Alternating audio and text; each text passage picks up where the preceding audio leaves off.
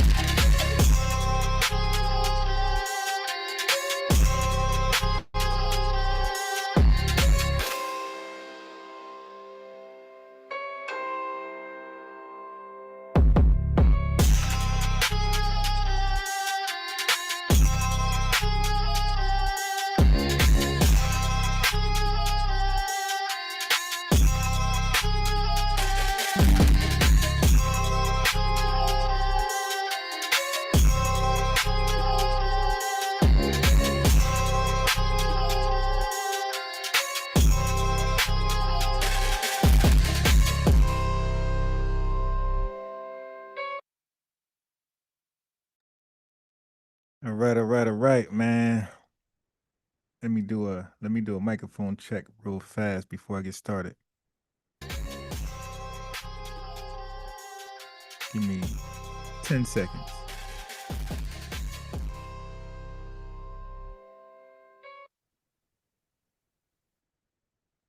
All right, man. All right, we're in there. Okay, so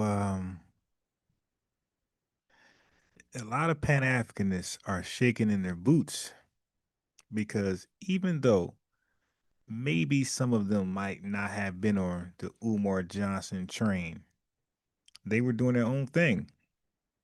Okay, and he probably wasn't on board with his version of Pan-Africanism and his approach with the school. See, but they stood in silence though. They were hoping that thing worked.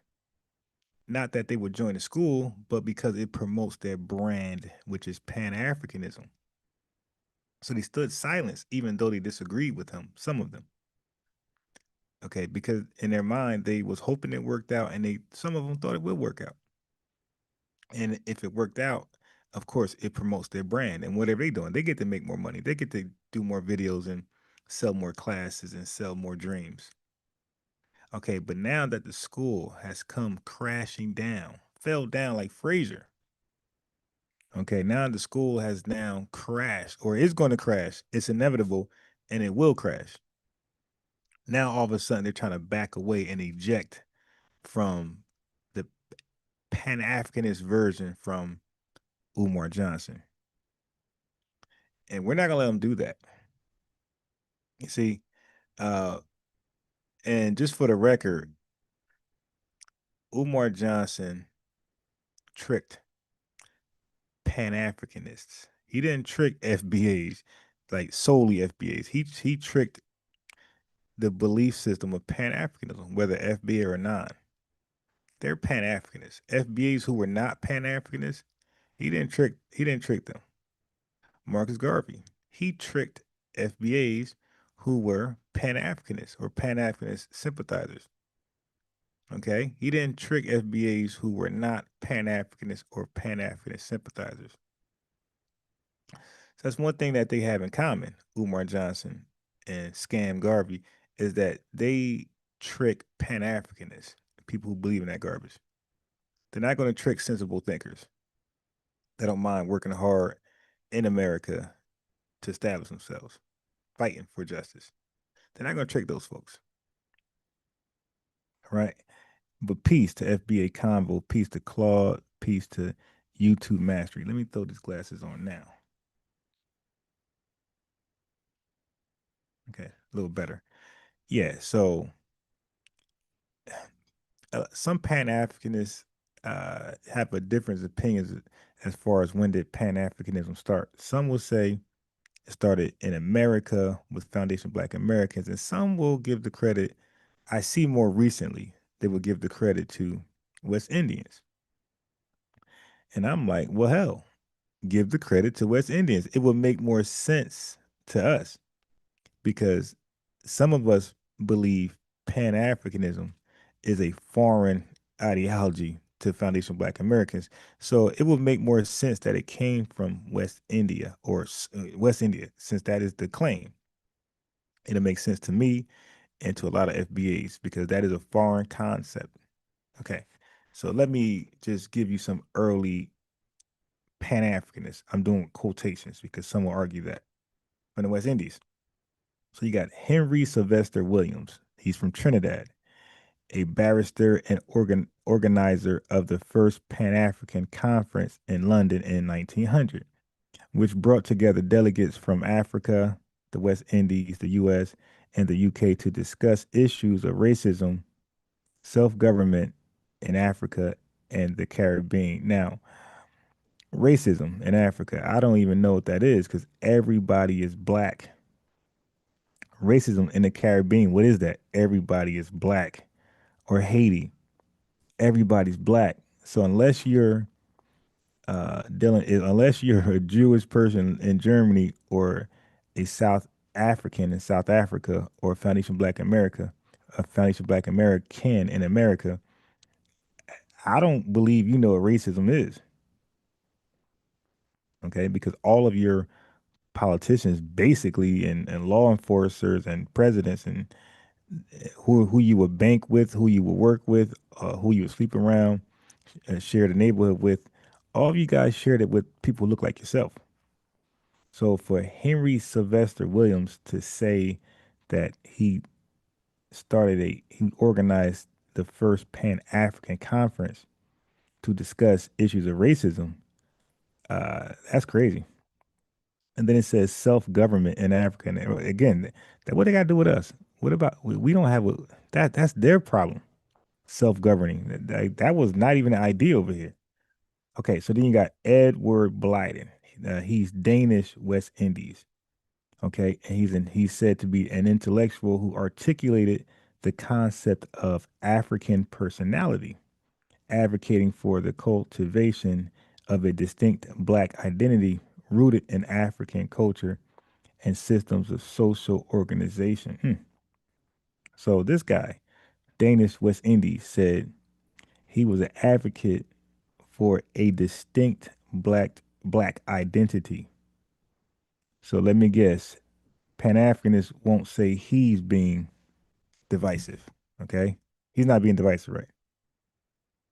He ain't being divisive because he's a Pan-Africanist, but he wanted a distinct black identity. Okay, then you got CLR James Trinidad. CLR is the black conservative we debate on my channel. He was a historian, a political activist, recognized as a key figure in Pan-African thought. So this is a West Indian mindset I'm seeing. Okay. So then you got George Padmore, Trinidad. Damn, Trinidad running this Pan-Africanist thing. He is a leading Pan-Africanist and anti-colonial activist. You see? So racism isn't their thing. Their thing is colonialism. All right. So that's why he's an anti-colonial activist. We were anti-racist activists over here in America. And of course, you got Marcus Garvey, Jamaica, a black nationalist leader who founded the Universal Negro Improvement Association, UNIA. Notice it's not called the Universal African Improvement Association, it's called the Universal Negro Improvement Association, and promoted the Back to Africa movement in the United States. Then you got Aim Cesar Martinique. Oh, I'm afraid he's from Martinique, whatever it is. He's a poet and politician who co-founded the Negritude movement, not African movement, but Negritude movement, a philosophical and literary movement that celebrated Black identity and culture. So I'm hearing that these guys practice Pan-Africanism and thought. Like I said, CLR James Trinidad, a historian and political activist recognized as a key figure in Pan-African thought. So they really didn't put boots to ground. They didn't really act on it. They thought about it. They philosophized about this thing, this Pan-Africanist thing. Okay. So I just want to give that to y'all. So yeah, maybe it's a Pan-Africanist idea ideology in which a lot of us would say, yeah, that's a foreign ideology. We don't believe a black foundation of Black American would come up with that. We were not into that, right? That had nothing to do with us. Ray, peace. All right. So what's this? It's nothing. All right. So now it is said. So before we get to, well, we're gonna go back and forth. Umar Johnson and Marcus Garvey, but mainly Marcus Garvey. So it was said that um, Marcus Garvey was inspired by Booker T. Washington. I found that interesting, and I almost don't want to believe it because everything Garvey was about, in my mind, in my research, he was 180 degrees different from Booker T. Washington. Okay, so don't forget, Marcus Garvey he was a so-called Pan-Africanist, and he thought Africa for the Africans, and he wanted to repatriate Foundation Black Americans to Africa. I say, oh, well, hold on, give me a second. Give me a second. Let me get through a commercial. I gotta take this phone call. 1 second, family. You look at a lot of the charters that they had under her organization, they switched to the UNIA. And they're looking for a means to alleviate the violence. And today we look at it as a seam because the violence isn't produced through blood the same way. Instead of them burning down your house and killing you, they now just deny you the loan. Violence is still violence. And so this is the means by which Marcus Garvey came up and his organization developed. And it moved from, I think Dr. Wright was pointing on that, it moved from more of the intellectual arguments on how to move forward to presenting it to the everyday people, which is what Garvey did. And I think we ought to appreciate that because it opened up the minds of African people to look at it differently, where they were making these arguments and these. Okay, so I'll let them finish up. But what I was saying was before I interrupted myself, I was saying was Marcus Garvey and Booker T. Washington views on what should be done, you know, their fights were totally opposite from each other. And I'm gonna read what Booker T. Washington was about in a second, but let me just play some of this video. You got these cheerleaders, some of them are cheerleaders for Pan-Africanism and Marcus Garvey, and they're not dealing with reality and the history of Marcus Garvey was actually documented. Right, this is really all they doing right now is appealing to emotions. Exactly what Marcus Garvey did to get donations for a fantasy steamship line, and it's the same thing Umar Johnson did, appeal to emotions to get donations for a fantasy school. Just keep in mind, both of them had crazy, crazy like dreams. Marcus Garvey wanted a line of steamships to bring millions of foundation Black Americans to Africa, to Liberia. And Umar Johnson wanted that St. Paul College, okay, to teach what thousands of Black boys, thousands. Y'all don't think that's a bit crazy? Y'all don't think it's something called a proof of concept? You're supposed to start small to show progress, to show how you can accomplish small tasks. So something as large as that, it shouldn't be that far fetched. Y'all don't think that's how it works? Y'all think Microsoft just was Microsoft when it first started? Y'all think Tesla was Tesla? Y'all think Amazon was Amazon? Y'all think Walmart was Walmart when it first started? Or did everybody start off very, very tiny and very, very small and then expand and expand as they became more successful and expand? They seen their baby grow. Who steps into an idea that's so massive where it's unbelievable? And of course, you're going to have doubters. It's massive. It's never been seen before. So not just massive, it never been seen before. Now, can you imagine Walmart uh saying like what he wanted to do as with the Walmarts, what he doing right now before he started? Hey guys, donate to me because I'm going to build Walmarts globally. We're going to take over small mom and pop shops. We're going to take all that stuff. We will be the face of shopping and local, tools and things like that. You'd be like, yeah, all right. He will have doubters. That's why people don't even know how big it's going to grow. But the point, bottom line is, you're supposed to show proof of concepts, especially if you want people money. And notice they always go for donors where there's no string attached. They don't go to investors. See, investors going to hold them in check. Investors going to demand transparency. Investors going to call the officials, the authorities, and get the SEC. That's what the investors going to do. A donor can't not do that. Once you donate, there's no strings attached to that money. Umar could smoke it up if he wanted to. He could drink it up. He could party it up with the money, and that's just it. Like, you donate it. It's a gift.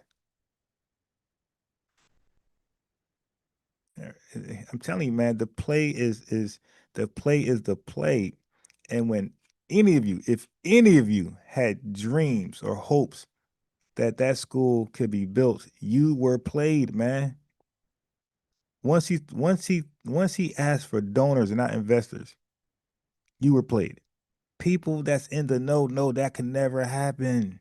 It doesn't happen. People don't build institutions based on donations, solely donations.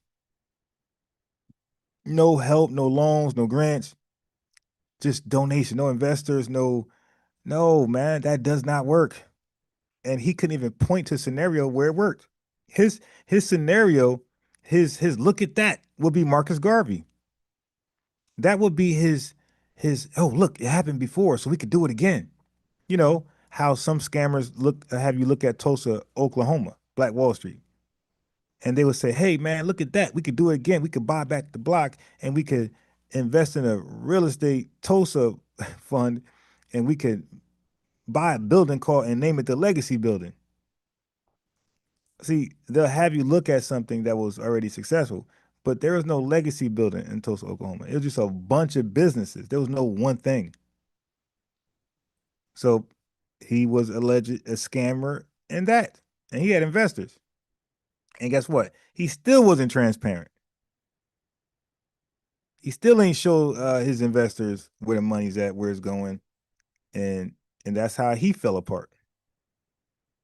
You dig? But I'm telling you, man, the first sign is donors, no investors, and then transparency, and then a big, big project with no small accomplishes, no resume of completing small tasks, no resume of completing small tasks. We gotta stop falling for we let our emotions always get the best of us to be scammed. And even if you didn't give any money, you still wasted time because you was misled. You were taken way over here. You were still misled. That wasted your time. That wasted your your time, your mind was gone because you was considering it as a possibility. That was a mental drain. If you gave that any consideration, that mentally drained you to some degree, and something else could have mentally drained you, worth more your time. Stop falling for uh, appealing to your emotions and these big grand scheme nothing burgers, man. I don't care if I say it, Tariq said, Yvette said, Donald Trump said. If it's massive and they have not, well, the world has not seen nothing like it before, and they themselves have never produced something like it before, let's just, hey, man, good luck. You dig? Good luck. Hey, man, I need donations. I'm thinking about investing in a mothership, and I want to take us to Mars so we can look at other possibilities, live other living arrangements. So everybody start with 100 donations, and then by next Friday make it 1,000, and then by November make it 200,000. I mean, come on, like we're gonna, and then I say, hey man, we lived on different planets back in the day, man. Then I start having you pill to emotions. Like we gotta stop. We gotta stop, man. Nothing is gonna save us in a snap. It's gonna take work. It's gonna take progress. We're gonna see it. We're gonna see that. It's gonna be something we can look at, touch, smell, feel, taste. We're gonna see it. It's not just going to poof and it's here. We're going to see it grow.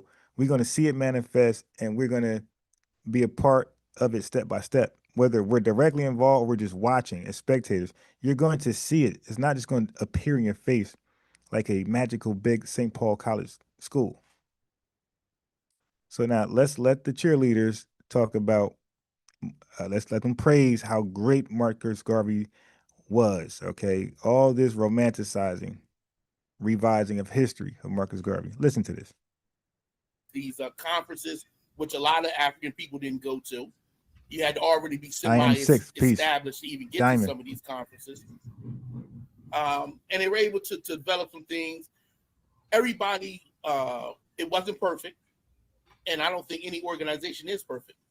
And a lot of people who came after that was problematic as well. I happen to be related to one of the presidents of the UNIA who came after Garvey. So that's how I know some of the details behind that. And there's some issues we have in Pan-African. We can't deny that. That's right. We do a lot of intellectual talking, and it's not a lot of one of the problems science has is being able to communicate it to the everyday people who aren't familiar with that language. And I think Pan-Africans at times suffer from that same very thing. We sometimes we're so smart that we forget that the average person don't read beyond a 6th or 8th grade level. Facts. Right? And so we got to be able to make it more personable to them. We've held the history of African people too. A lot of the historians that you listen to or that you use to make your arguments, most of them are coming out of Pan-African institutional organizations. Oh my God. Held the history of African people. You look at Anna Julia Cooper. She was at the first Pan-African conference. She comes back, gets into school. She starts working on getting curriculum, educating and elevating the African minds here in America. Oh my God. Stop it. To do what? Worship Africa? Like, come on, man. That was a nothing burger, man. Like, yo, we're never gonna love Africa the way they want us to. I'm talking about FBAs who don't even know the FBA. They're never going to love Africa the way you're trying to make them love Africa. They're gonna always love their country first and foremost. Unsuspected FBAs that know nothing about what we're doing. Okay? Okay. They are never going to love Africa more than where they live. I'm talking about somebody random, like a straight hood ninja, Jim Jones. He knows nothing about what we're talking about. He's gonna never love Africa. He's never gonna love Africa more than he loves right now. Let's just give another. I want to give somebody ratchet, like one of those. Somebody ratchet. You dig? Unsuspecting of what we're doing. They're never going to love Africa or Africans more than they love themselves over here, man. It's not. It has never worked, and it's not going to work. Teach. You look at those type people. Israelite You look at 1865 Henry piece. McNeill Turner, who said that the flag of America ain't worth nothing. Look, I'm paraphrasing. African people. you see that? So it's about loving Africa and hating America. That's some of the real reasons. So it's interesting. Tethers hate when we say foundational, and Pan-Africans hate when we say America. Okay? Or American. Yeah, y'all gotta think about that. Tethers hate when we say foundational because that excludes them, and Pan-Africanists hate when we say American or America because they so-called hate America, but they won't leave. So you see, it's all about America's Babylon, and that's a West Indian mindset, train of thought. That's their ideology. Babylon, Babylon. You dig? One more time. People. You look at Henry McNeill Turner, who said that the flag of America ain't worth nothing. I'm paraphrasing. The flag, and then they laugh. The flag of America ain't worth nothing, but the flag of Africa. There's no such thing as the flag of Africa, but the flag of Africa is worth something. They can't sit their flag on no hill. Where's Africa's Hamburger Hill? Like, where's they sitting there? Where they posting their flag at that they can say, we came, we saw, we conquered, we influenced. It's like, come on, man. This is romanticism. African people. Switchblade peace. He had a successful Rico. Back to Africa movement. He built churches there, which is still problematic. We'll get into that later. But still had those type things. So anyway, my point is that Pan-Africanism is intertwined in almost all of our organizations. If not starting them, or they're inspired by the Pan-African movement. I don't know. Wait, yeah, and that's the number one thing we got. Dr. King went to the flag raising to Ghana. Y'all should listen to what he said. He said he felt re-inspired to come back and fight harder for the liberation of Black Americans.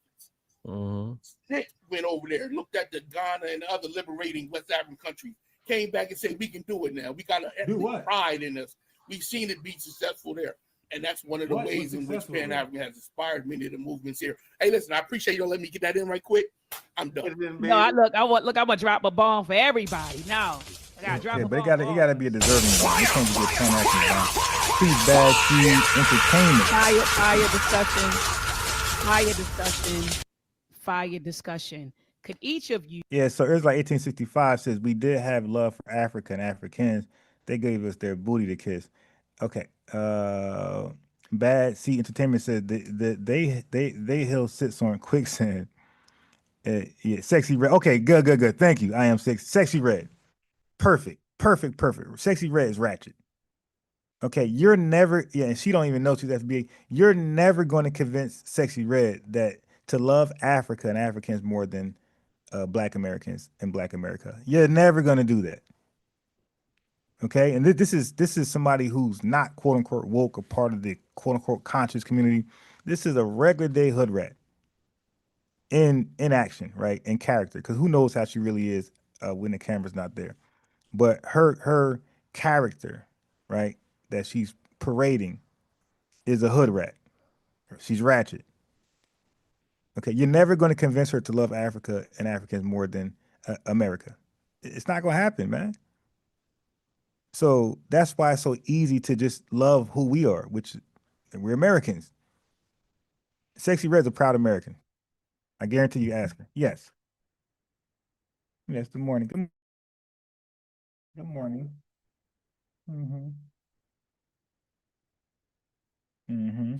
Yeah, so you're not gonna get Sexy Red to not love being American. And I guarantee you're not gonna do that. Okay? So this whole we gotta hate America and hold up Africa, this is garbage, man. This is a doctrine that is foreign, because only foreigners can do that, not Americans, naturally and genuinely. You close out with your thoughts. What do you want to leave the audience with? We'll start with you, Dr. Wright. Look, y'all. Look, 60 seconds, y'all, because we're gonna close out 60 seconds, and I got the time on.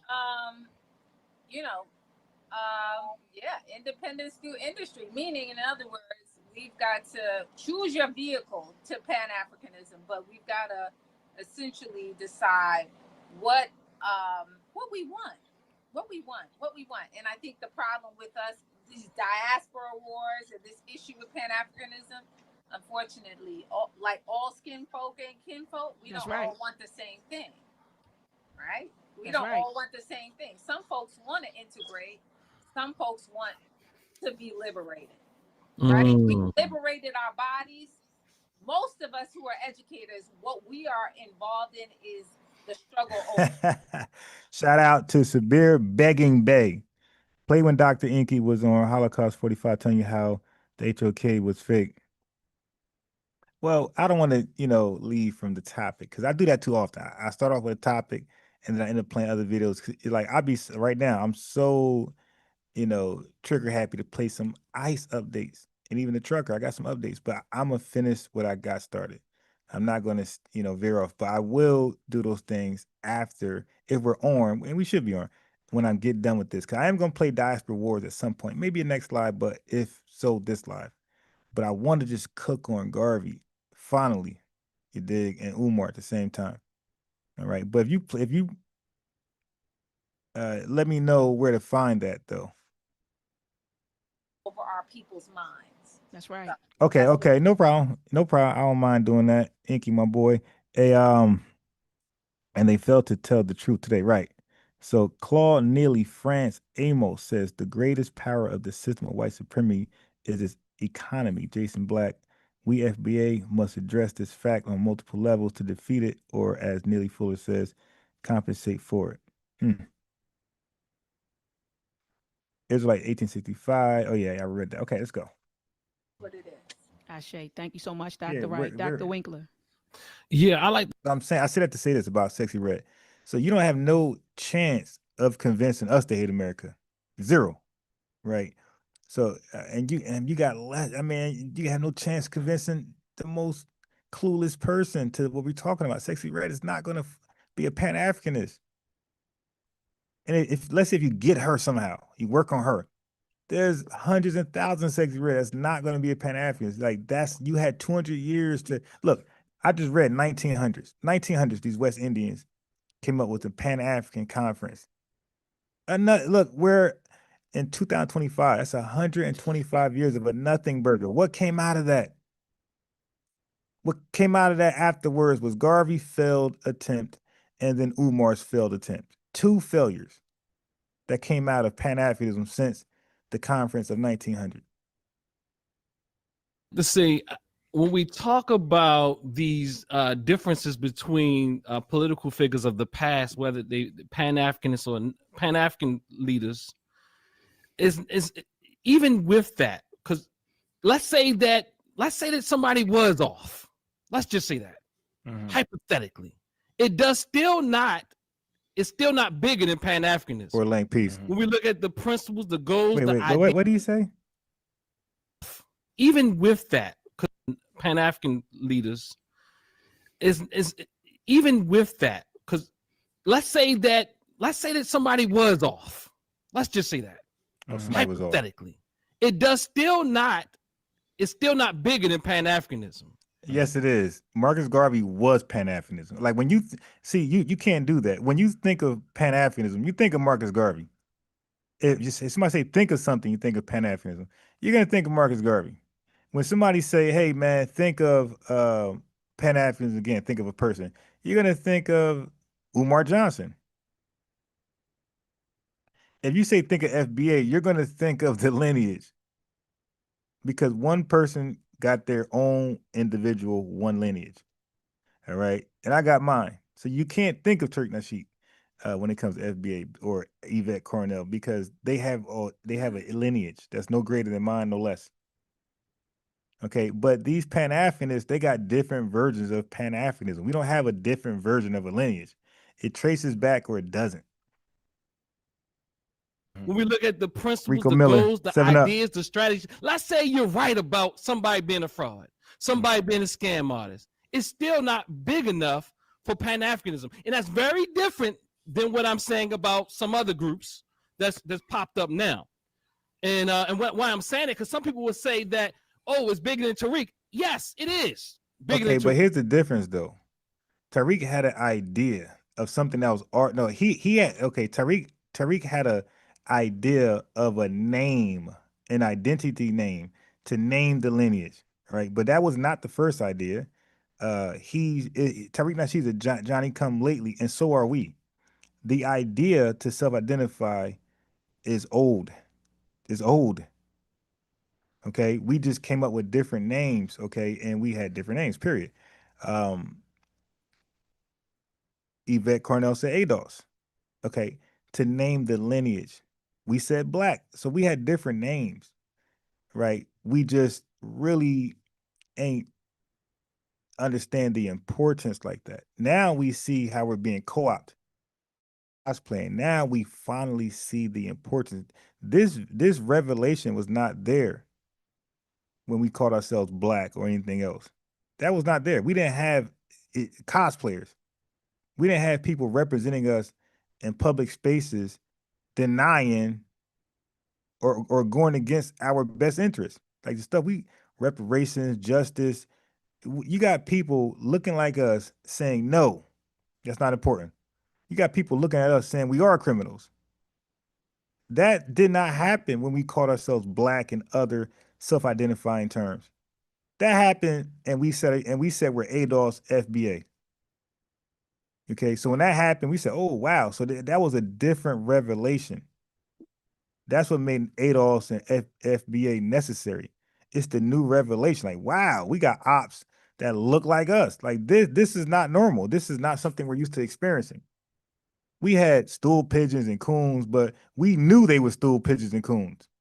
We got folks that we don't know is against us or ops until we catch them. We got to catch them. Like, yo, you seen that clip? You seen that Facebook post? You seen that video? You seen, like, we got to catch it and share it. It's not obvious. Tariq. But the problem is, I don't have a problem with Tariq exclusively. It's also your tenets.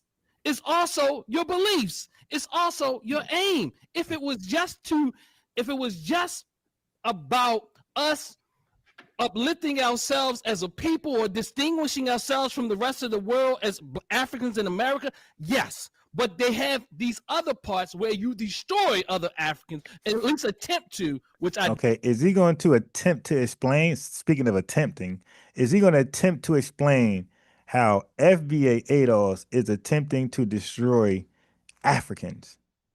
Disagree with. So that is very different. Ashe. Exactly. They just say it. Like, give us some examples. They can't, because when they give an example, they're going to see that we are responding to Africans, things that they're saying that's hateful. We are responding. But again, I hate to beat a dead horse, but in the religion of Pan-Africanism is to don't accept accountability and just put the blame on FBAs and the white man. That's it. I say, Dr. Winkler. Brother Mama, Shabazz, what Mama are your Deb, closing peace. thoughts? Yeah, I would just like to say, I think that there's a Yeah, difference. exactly, Mama. We don't catch them until they're in office, until they're already powerful or in a position of influence, at the school board. That's when we finally catch them. And we see that they're about immigration policies only. They're not about like, stuff that we're about, because even when they are first gen, second gen, right? And they're not immigrants and they don't got to worry about immigration, you think, well, they're trying to get their family over here. So they're always will be tied. And if it's not their family, how about their countrymen, their country sisters, country brothers? When they come over here, they're going to always have some tie to other immigrants of their country trying to get over here. You dig? So they're gonna find themselves back in the business of immigration one way or another. That's different from us. Immigration was never something that we concerned ourselves with like that, because we're not immigrants. Citizenship, constitutional rights, justice, these are things that we find ourselves always discussing. Racism, systemic racism, anti, violations of civil rights, discrimination. That's the things that we find ourselves involved in. Never really immigration. So even a first gen, second gen black immigrant, African immigrant is going to find themselves some way involved in immigration on a personal level, not just a justice level, personal. because they got relatives that they want to see come over here and enjoy the freedom that they have. Between what we would consider the quote unquote conscious community and Good morning. the liberation movement, right? Uh-oh. The conscious community doesn't always know what we're striving to liberate ourselves from. Anytime you join an organization, you're going to have to read Capitalism and Slavery by Eric Williams. You're going to have to read How Europe Underdeveloped Africa by Walter Rodney. You're going to probably have Oh my God. He just I hate when people do that. Just start throwing out books and he wrote by Walter Rodney. And then this book right here by Jill Scott. And this book right here by Tony the Tiger. You dig? And this book right here. So you're just saying stuff, man. Why don't you go in the book and explain it? Yeah, just because you name a book and an author, that doesn't mean anything to a reader, man. Explain the book. Put it in your words. You're just saying stuff, man. Trying to sound like you are a reader and you got information. But as you're talking, we don't sense you are a reader. We don't sense you have information. We don't sense you retained it. Maybe you did read books, but you don't come off as you have retained the information you have read. You don't come off as a well-studied person, man. to read Communist Manifesto. It just is what it is, right? These are things that are required reading within boots on the ground liberation movements, which is something totally different than what the conscious community is. So with that said, I just implore everybody to continue reading. If you want to get active, join the organization and get active, because honestly, that's where the real work is. All right, Brother The Chilembe. real work is to join one of these Pan-Africanist organizations and get active. I'm grateful. You guys been getting active for hundreds of years, man. 100, or at least over 100 years. You guys been active, and there's nothing to show for it. Your brother in the middle with the dashiki. They asked him, "What did Pan-Africanism produce?" He said he's not the guy to give that answer. He said he's more of a spiritual guy. He said you might want to ask somebody else on the panel, and nobody from the panel volunteered to answer that question. Still not now. The thing is almost over. Okay, it's like what, 12 more minutes, and nobody has volunteered to answer the question. What has Pan-Africanism produced, like tangibly? He tried to come back and say it produced the discussion of reparations. Are you serious, bro? Are you really attempting to hang your hat on that? Pan-Africanism produced the discussion of reparations. The discussion. That's where we're at.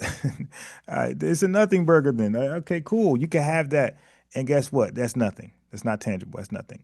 Then when you talked about it, you were wrong. You didn't even work out who gets paid and who don't under NCOBRA. That's a fact. NCOBRA never worked out who gets paid, who don't. They just said everybody black that come to the country pretty much, or any African that come to our black country, pretty much can get in line for a check. To be a part of such an august body of scholars here, right? I am ecstatic and pleased that everyone was able to express themselves. I want to remind people that sometimes the lessons can come from success and sometimes they come from failure. And so we can learn from as well as from our successes. That's right. And I want to point out that Martin Delaney wrote in his book, I always mix the versions of the words and mix them all up, but it's the enumeration of Black people. You'll figure it out when you look it up. He says that every 25 years, we should reevaluate what people want.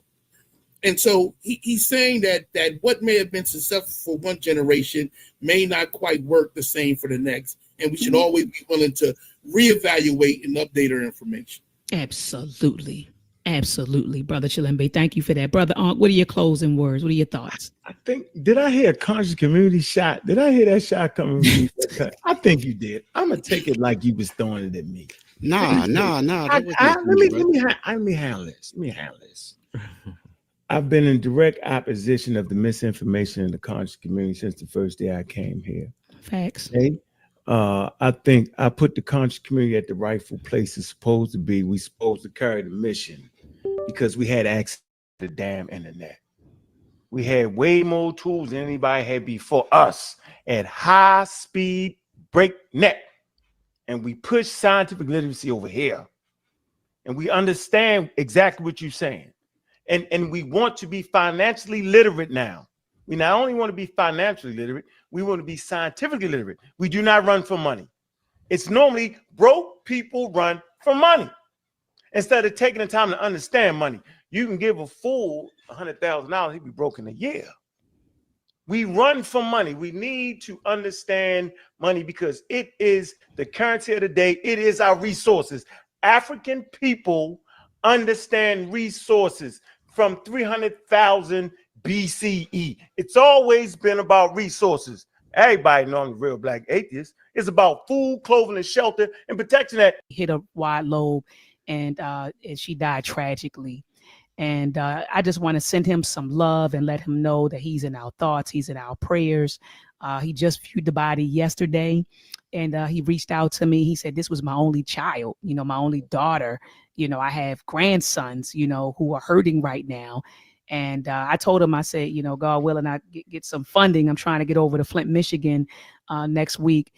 Just to be one in the number at her life celebration, and just a hug on Dr. Yawning. Craig Hold on, let me see that again. So I just want to send a, and I know he's watching. I saw him Sister with the glasses in over the there chat yawning. going Dr. Craig next week. I said, you know, God have grands reached out, he's it out, and I just a wife lost their daughter tragically.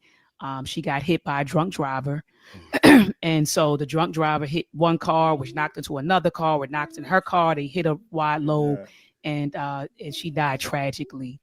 And I just want to send him some love and let him know that he's in our thoughts, he's in our prayers.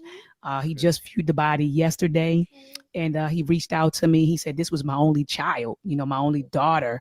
You know, I have grandsons, you know, who are hurting right now.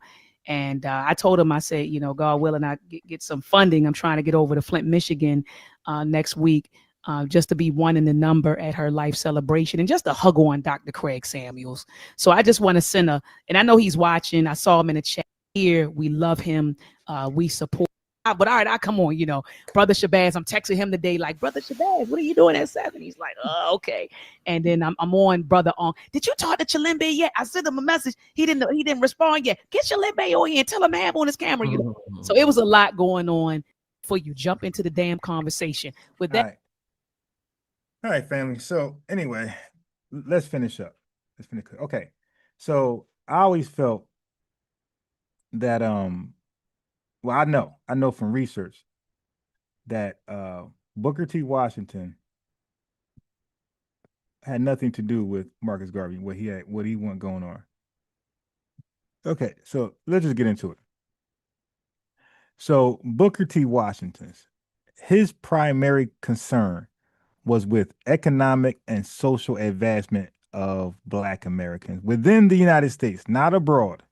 His stance on immigration was shaped by how it affected Black labor, economic opportunities, and civil rights struggle. You see that? Okay, so our issue was about, we were concerned with immigration. That said, family, thank you so much for tuning in. I see all of your comments in the chat. I try to show as many comments as possible, but I couldn't do it. But I do appreciate you all pulling up on the great doctor. And I see my IG family in the building. I see my YouTube family, my IG family in the building. Family, before you cut out of here, do us a favor, thumb up these videos, right? Because Ankh is live on his platform. I'm live on mine. Thumb up the video. Also, subscribe to our YouTube channels and hit the notification bell so that whenever we go live, you will be notified. Okay, family? So make sure you subscribe, hit the notification bell. And then lastly, family, share this discussion. We want to each one teach one in the 21st century. And the easiest way to do that is by sharing this on your social media platform and also in your group chats, right? You know, a lot of us have group chats. So share this in your group chat and let's elevate the consciousness of our family and our friends. With that being said, family, have a beautiful Black-tastic week. Hold on. Let me have a beautiful Black-tastic week, family. Also, make sure that you tune in next Sunday at 7 p.m.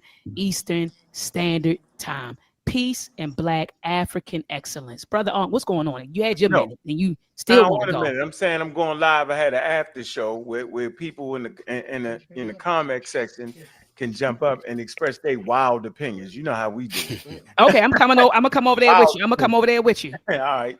All Let right. them talk themselves to death. All right, I'm gonna jump on there with you. Community of skeptics, right? Community of skeptics. All right, let's do it, baby. Peace and love, y'all. Right beside the thoughts of the plan. Okay. Whose story ain't made in order to man. What's that noise? Oh, you watch. Okay. So anyway, so our activists, right? We were concerned with immigration, and that's why I just read Booker T. Washington was concerned with immigration, how it would affect Black labor. So we were concerned. Booker T. Washington for sure was concerned with how immigration would affect Black labor, because if we're unemployed looking for jobs and there's an influx of immigrants, how's that going to work out for us in the employment market, in the job market? Come on, it's common sense. So when we're barely employed, and we're employed with the worst type of work, and we hear about an influx of immigrants coming to the country, that sounds like to us more unemployment, even for the ones who are employed. And he was concerned about economic opportunities. We're not going to have much. And civil rights struggles. How would immigration help our civil rights struggles? It's not. It's going to be another problem to address next to the civil rights struggle. Okay. So he was Booker T. Washington. That's why it's interesting. Booker T. Washington was not a major advocate for Black immigration. He did discuss immigration in the broader context of its impact on Black Americans. So he was concerned with it. Okay. So he wasn't, I hate when that happens, man. So he wasn't welcoming to immigration. That's Booker T. Washington. Peace, SMK. All right. So let's further cook. Baker Boy 3, I see you out there. So no. Booker T. Washington did not actively promote the immigration of Black Americans to Africa or elsewhere. Okay, so why would Marcus Garvey be inspired by Booker T. Washington when Booker T. Washington was against immigration? He was against repatriation.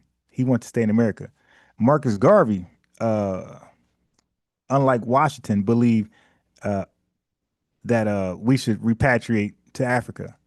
But Booker T. Washington believed that Foundation Black Americans should focus on improving our conditions within the United States through education, economic self-sufficiency, and industrial skills. He did not believe in fleeing the country. He believed on making America greater for Black Americans, and America will indirectly benefit. However, okay, Booker T. Washington did not outright oppose black migration in every case. Instead, he recognized that some Black Americans considered immigrating due to racial violence and lack of opportunities in the United States. So he was understanding why some may want to flee. Okay, he was like, yeah, racial violence and lack of opportunities in the U.S. All right, so he understood why some would be mesmerized by Garvey's spell. All right, hold on. You know what? Let me stop moving. Let me stop this, because that right there, when that's moving, it seems to freeze me. Okay, so he understood how some people can be hoodwinked to wanting to flee the country, either from the likes of the ACS or Marcus Garvey. Okay, hold on. All right, because pressure busts pipes and it makes diamonds. Okay.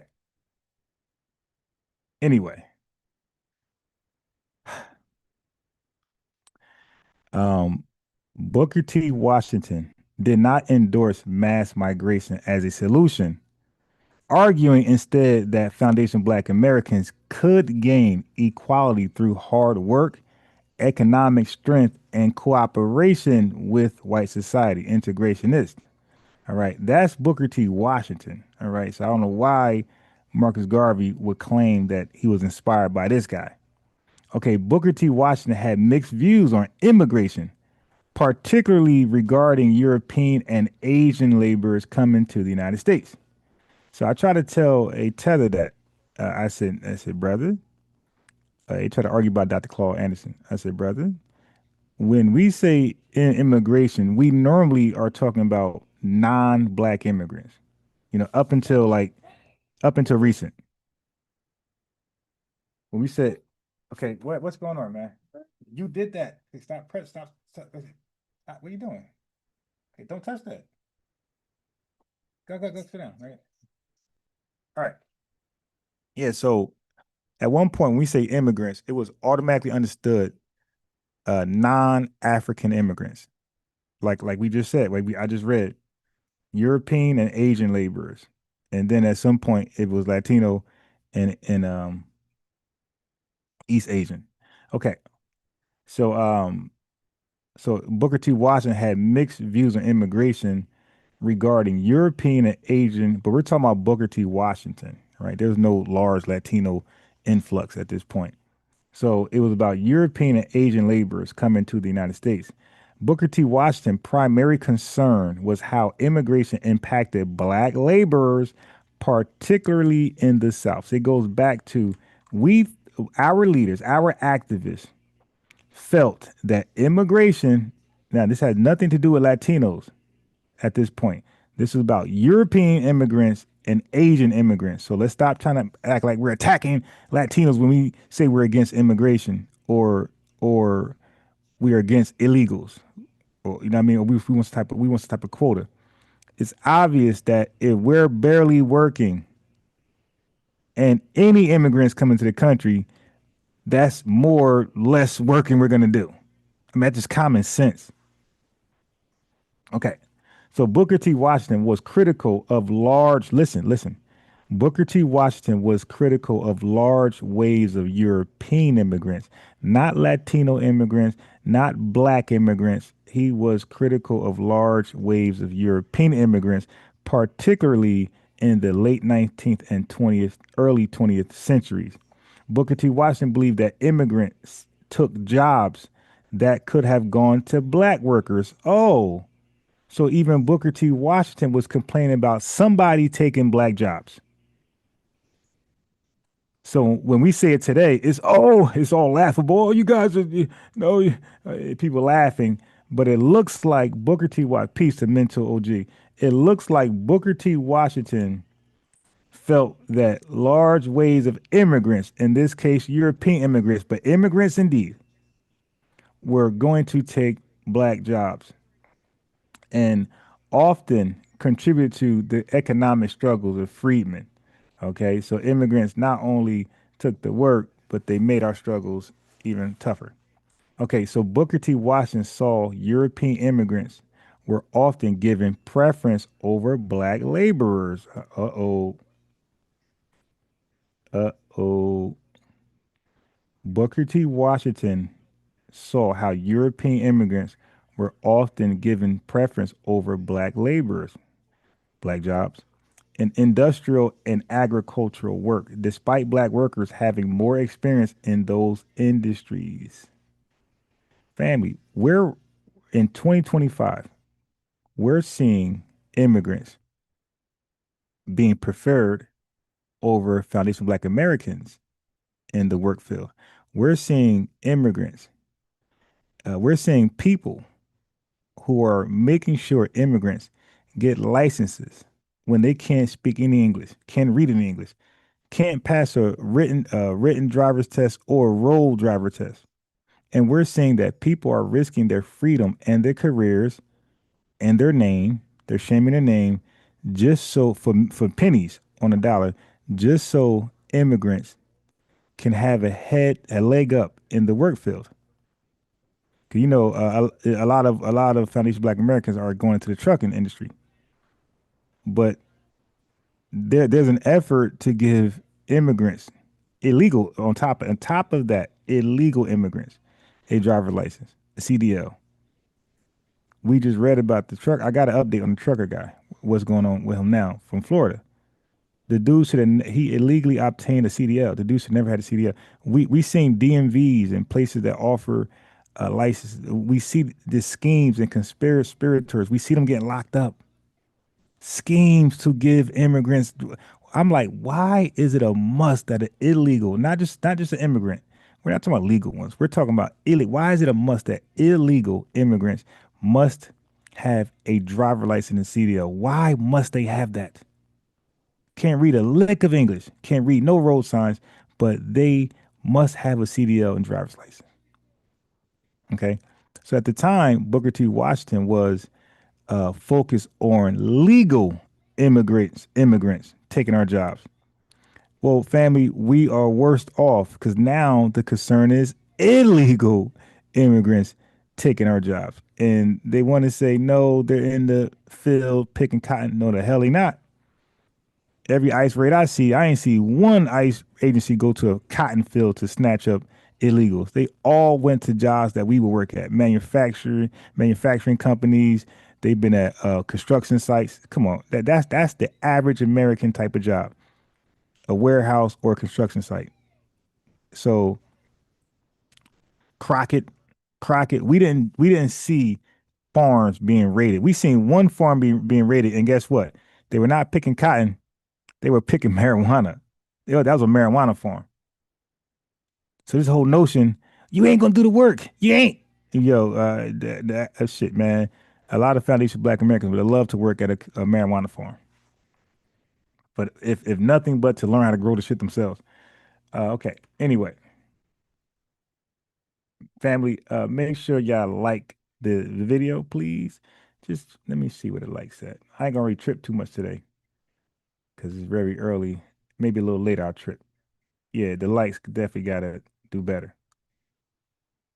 I gotta do better. Okay, so Booker T. Washington admired the work ethic of Chinese and Japanese laborers, but feared that Asian immigration would further limit opportunities for Black workers.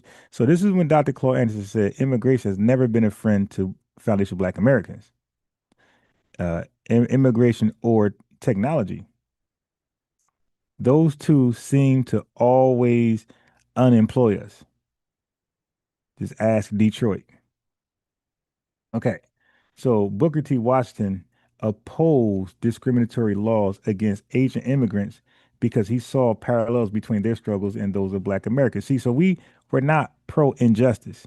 We were not pro-injustice, even though he seen Asians as direct competition for work. He did not want to see them be mistreated. He said, okay, I disagree. Yeah, I believe we're in competition for work, but no, I don't want you to treat them bad. Okay. However, so don't get it twisted. Although he ain't want to see them treated bad, do not get it twisted. He did not see Asian laborers as allies in the Black freedom struggle.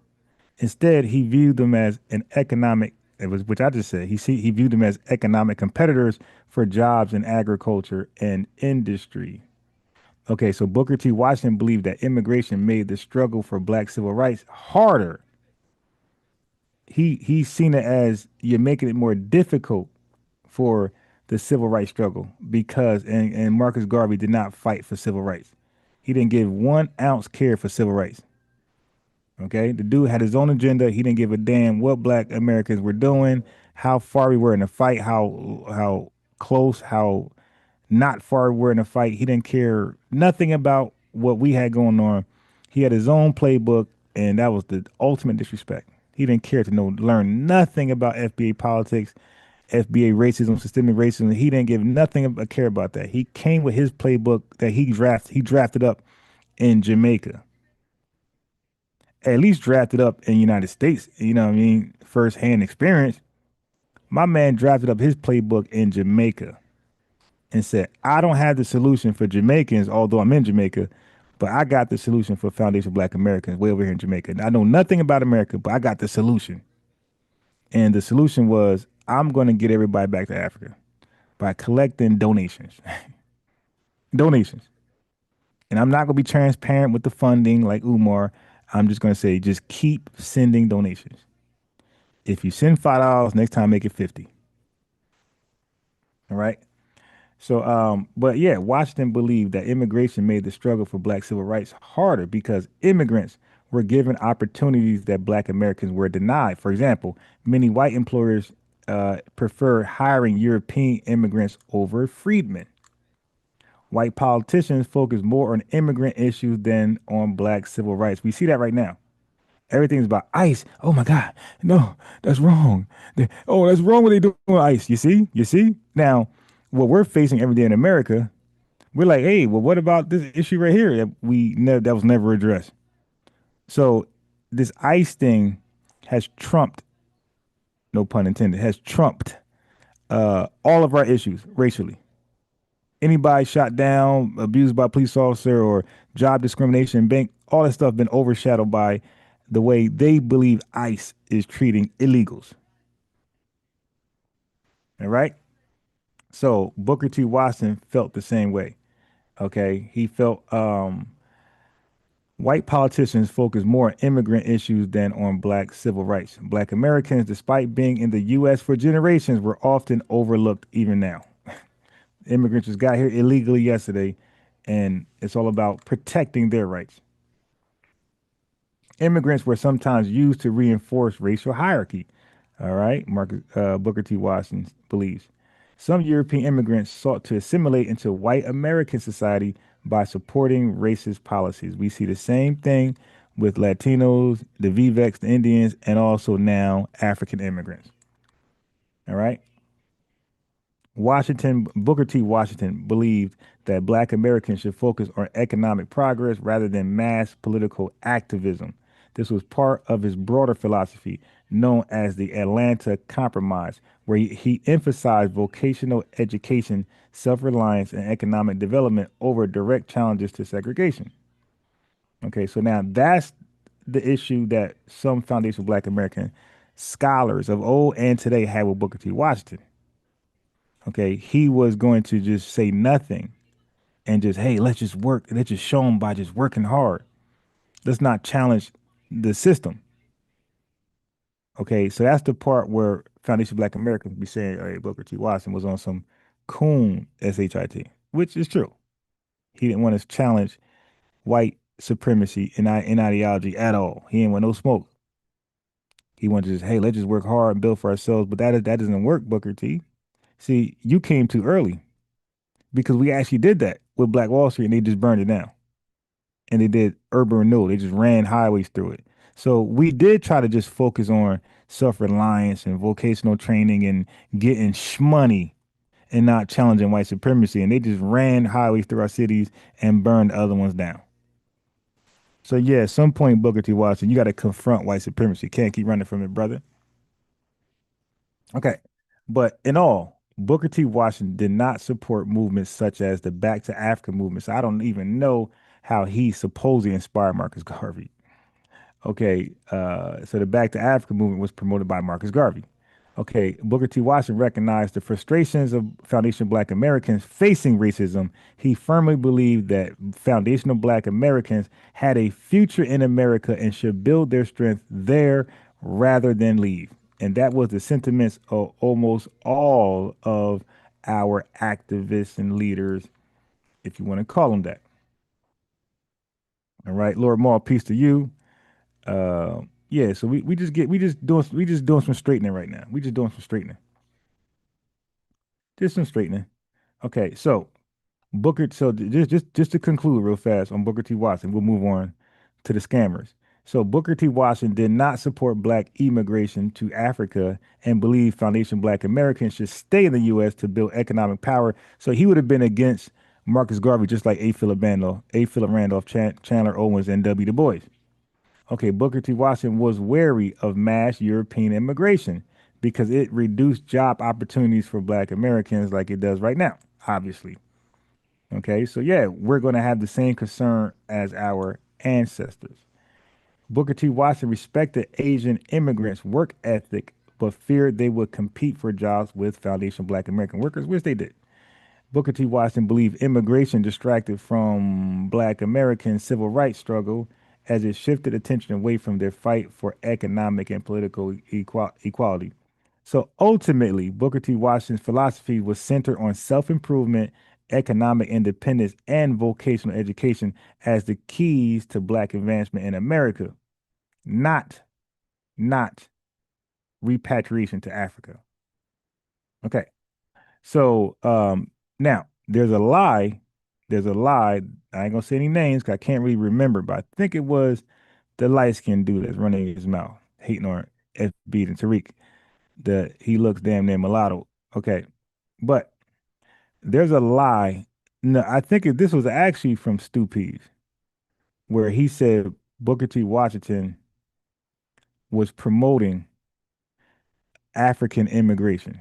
See, it's one thing to know that he was against immigrations, more specifically from Europeans and Asians, but that doesn't mean he would have been pro African immigration.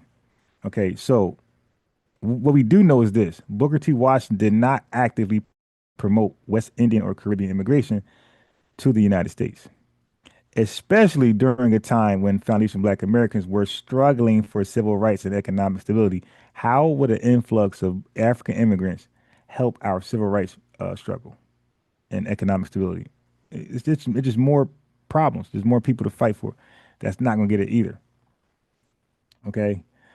In fact, Booker T was often concerned about how Caribbean immigrants would impact Black American labor opportunities. So just like the Asians and Europeans, Booker T. Washington seen the same thing with African immigrants from the Caribbean or the continent. He seen them as competition, not a solution to our immediate problem in America. So no to you for you Pan-Africanists and tethers. Booker T. Washington did not actively support or promote or he didn't support or promote large-scale immigration from the Caribbean or Africa. His primary focus was on improving the conditions of foundational Black Americans who were formerly enslaved in the U.S., and he believed that too much immigration could hurt their economic progress. Okay. Booker T. Washington feared that also the West Indian immigrants might compete for jobs and that should go to foundational Black Americans, particularly in agriculture and labor fields, no different from the Asians and Europeans. Okay. So Booker T. Washington believed that the U.S. government and Black institutions needed to focus on uplifting foundational Black Americans first before assisting new immigrant groups. That sounds like he's being divisive. Okay, many Black Americans, foundation Black Americans, were being denied job opportunities, as you can imagine, education and land ownership. So Booker T. Washington feared that an influx of immigrants, no matter what country they come from, will push us further down the economic ladder. We all knew we were going to be last. Anybody's going to be anybody, everybody will be before us. So no, he was not openly hostile to West Indian immigrants, but he viewed them with caution. He did not support policies to ban their immigration, but he did not advocate for their arrival either. Just like us. Just like that's my position. I'm not against legal immigration or pro it. It's like it's what it is what it is. It's it happens, it's the law. Oh well. I'm gonna mind my business, do what I do. Okay. And we just said that he admired a lot of the immigrants' work ethics. He believed that foundational Black Americans needed to prove our worth to white society through economic strength before supporting immigration from the Caribbean or Europe or Asia. Okay. So he definitely seen West Indians different from foundational Black Americans. He didn't see them both as African or both as Black or both as Negro. Okay. He saw West Indians sometimes advance more quickly than Black Americans. Is because they better? Is it because they better? No. It's because they were seen as foreign. You see? Booker T. Washington says, although they look like us and although we're cool with the West Indians when they come over here, we have good relations with them, but the fact that they are seen as foreign rather than as part of America's racial struggles, so they really can't relate coming in from their country to over here. They cannot relate. It's a disconnection, right? Um, okay, but his views on immigration, whether from Europe, Asia, or the Caribbean, were shaped by how it affected black workers in the U.S. That's all. We keep just coming back to that. Okay, so yeah, so we can dead the lie that he was on some kumbaya shit. Golden brown peace. Yeah, so anyway, let's move on. Let's move on. Okay. What else we want to talk about? Okay, so now let's get on Marcus Garvey. Can we do that? Pause. Can we now tackle this camera? So we read about well, let me just brush up something I read before. Let's read it today because this is about Marcus Garvey. It's the end all be all. So A. Philip Randolph, W. Du Bois, and Chandler Owen were committed to civil rights within the U.S. You see what our activist leaders were committed to? They were committed to the civil rights movement. They were not committed to the repatriation movement. So when Marcus Garvey claimed to study and admire and be inspired by Booker T. Washington, then he knew that he should have came over here and did two or more things. And that was join the civil rights movement, the struggle, or self-sufficiency without begging for donations from black people. Booker T. Washington went to white folks with the money because he knew that poor people can't sustain something, an institution. So he went where the money was at. He went to investors. That's what you do. You don't go to poor people for a huge, big project. You go to people with money, rich people, wealthy people, because they got the money. As long as it makes sense, as long as they get something out of it, they think they'll support it. Okay, more so than donors. They'll be more committed than donors. All right. So civil rights is what we were campaigning for, fighting for. All right. So W. Du Bois, Chandler Owen, A. Philip Randolph, and Booker T. Washington believed that foundational black Americans should fight for equality within the American system, not abandon it, not go to Liberia. So you guys got to understand that, man. That the whole run to Africa, Liberia, that was a concept that was foreign to our elites. They looking like who man is this? Like Booker T, yo, he claimed that's your man. Like hell no, I don't know him.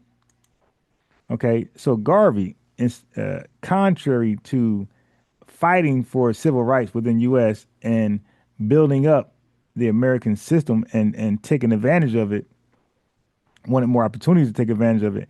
Garvey emphasized black nationalism, racial separation, and repatriation to Africa, an idea many found unrealistic and counterproductive. Okay, so our elites, our educated class, seeing Garvey's ideologies as unrealistic and counterproductive. Let's not make a mistake there.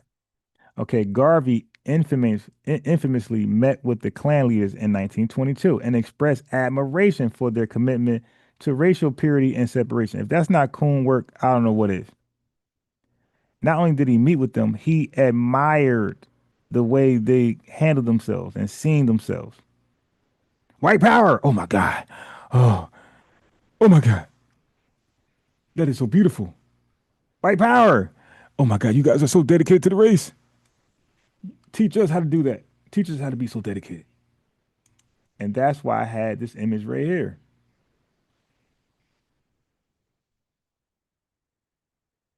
Wait, where's it at? Where's my favorite image? Oh, I gotta go find it. Oh, it might be right here. Here we go.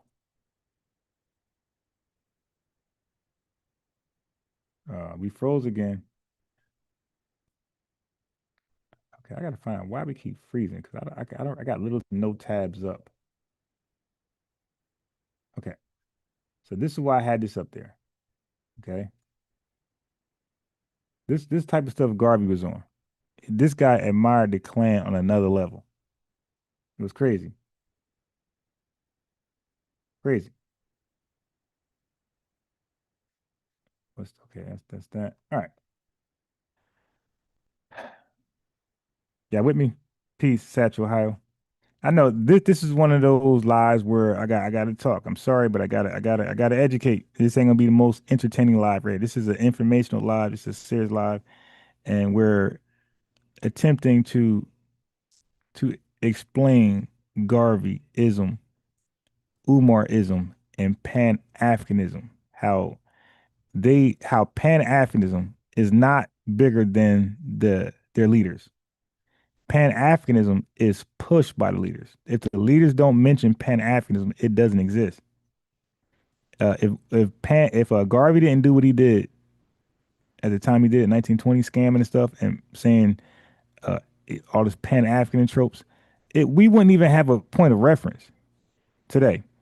And if Umar and keep outside of Garvey, Pan-Africanism was just a hidden secret, like something that people didn't even know existed. So Umar had loudly put Pan-Africanism back on the map. So Pan-Africanism is not bigger than the people. The people are bigger than Pan-Africanism. That's why the people keeps it afloat. It doesn't keep itself afloat.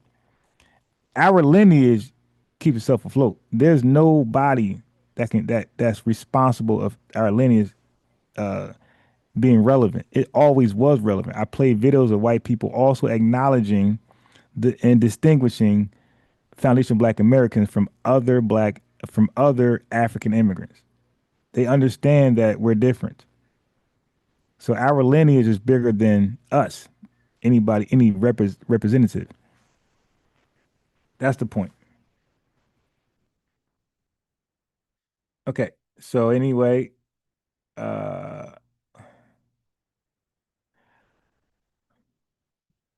so Marcus Garvey met with the Klan leaders in 1922 and admired them, praised them, wanted to get down with them, wanted an RBG Klan outfit.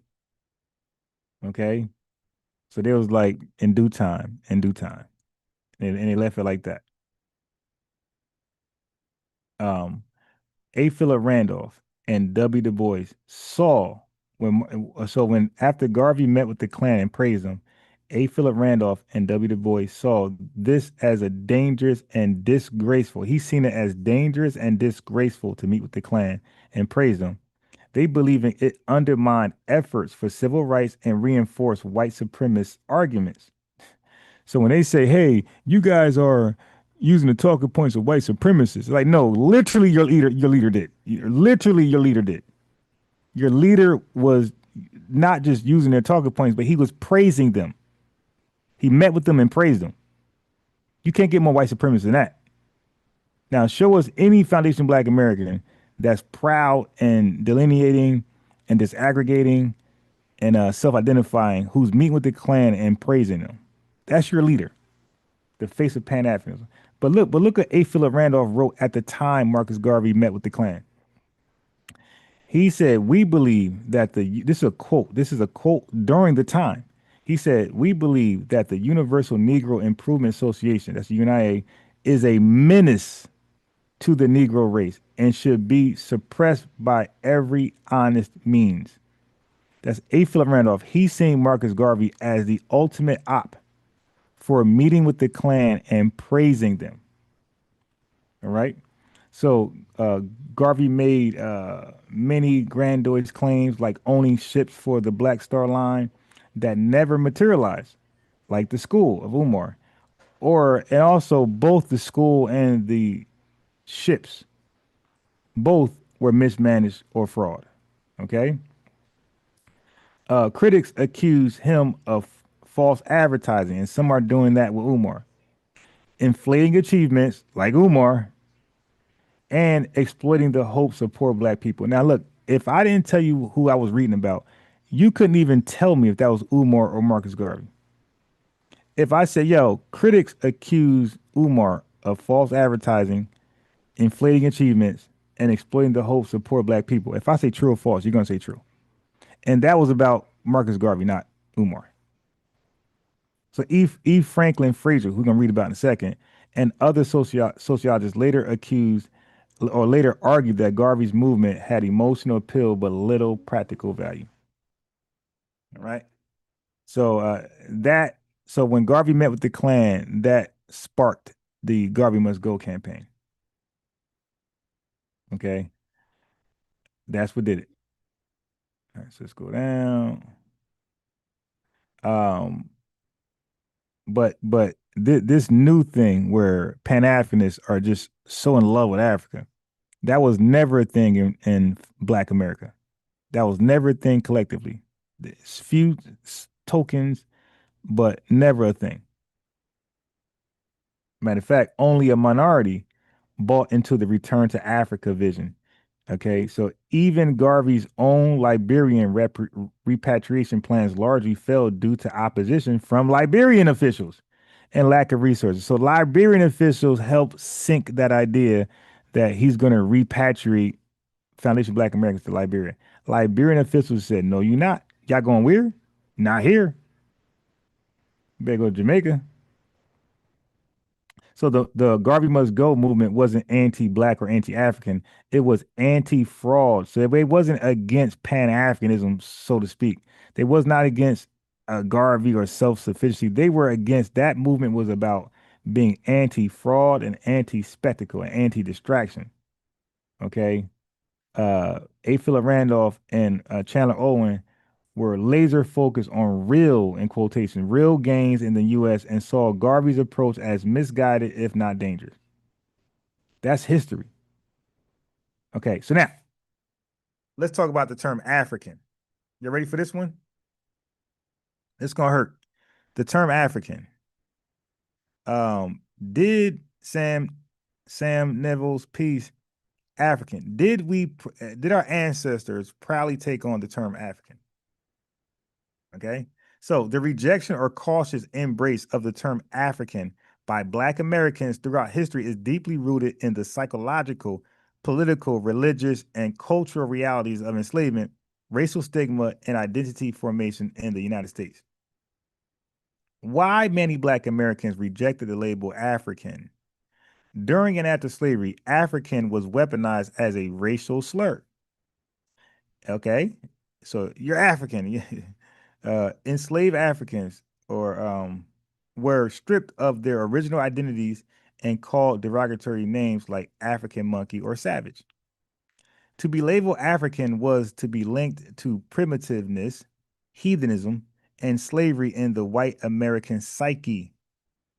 Psychological note, many formerly enslaved and free Black people did not want to be associated with Africa that white supremacy portrayed in schools, media, and religion, because they portrayed it as a nothing burger.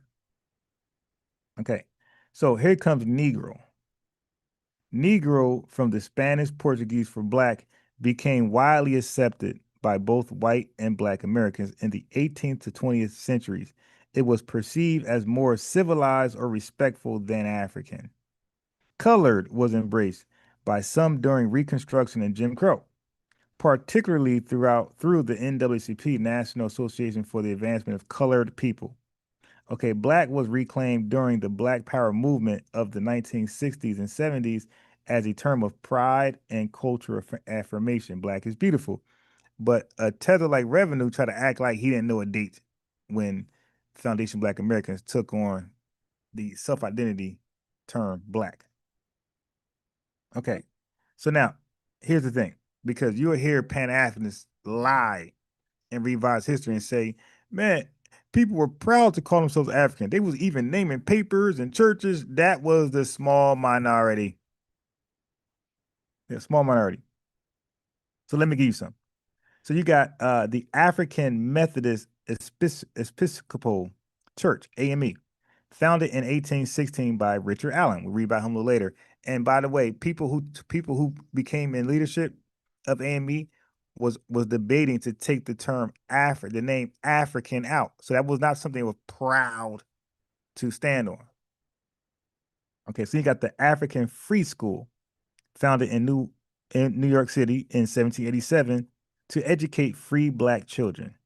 And then you got the African Repository, the official journal, it's a paper, newspaper, the official journal of the American Colonization Society. Wait, what?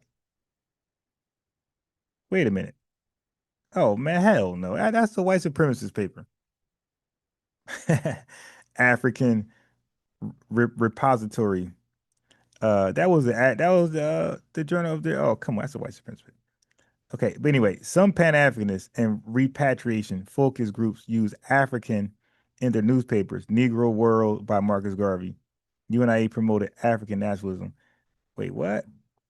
I mean, Negro World. So why Marcus Garvey? Why he keep saying Negro? Why don't he ever say African? But majority of black-led institutions and businesses avoided African. So it just comes back down to that. It comes back down to the fact that majority, so a small minority, I named like 3, use the term African, but if you let a Pan-Africanist tell, they're gonna say many. It was so many. I named like 3. Yes. Good job. Okay. Yeah. Here. Okay. So now, majority of black-led institutions and businesses avoided African. Most chose names like Zion, Bethel, Freedmen's, or Colored, like the Freedmen's Bank, not the African Bank. The Freedmen's Bureau, not the African Bureau. Okay. Good job. So they use names like Negro, Ebenezer, Mount Sinai, or Mount Olive. Okay, this was especially true between 1800 and 1950. So now they give you a time frame, a time reference between 1800 and 1950, right short before black. And there's no African here. We were not taking on the term African. Okay, African was still heavily stigmatized. That's why. You can't have it both ways. It was either stigmatized or it wasn't. And whether it was, I don't give a damn. We didn't use the term. The fact is, I don't care why. I don't care so much why we didn't use African. I'm just stating a fact. We did not use it. And you argue with that. You're arguing against the fact we did not use it. Oh, see, because it was stigmatized, it was associated with primitiveness, it was associated. I don't give a goddamn.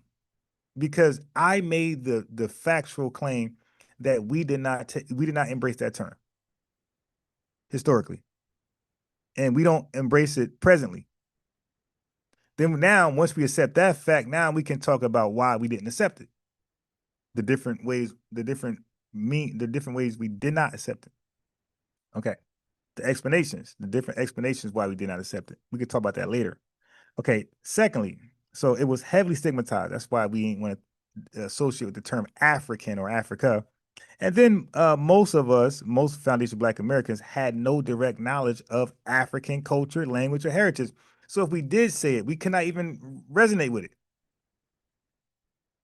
What we're gonna do? Pick up drums, start banging them, go ooga mooga, ooga mooga. Like yo, we really had no idea where to start from if we wanted to reconnect with African culture. We're like, yo, where we start from? Start putting bones in our hair and noses, and walking around just with bare feet in the damn grass, climbing trees. Like, really, like we had no point of reference to attempt to reconnect with African culture heritage. And also, here's a fact: Christianity helped cause that divide.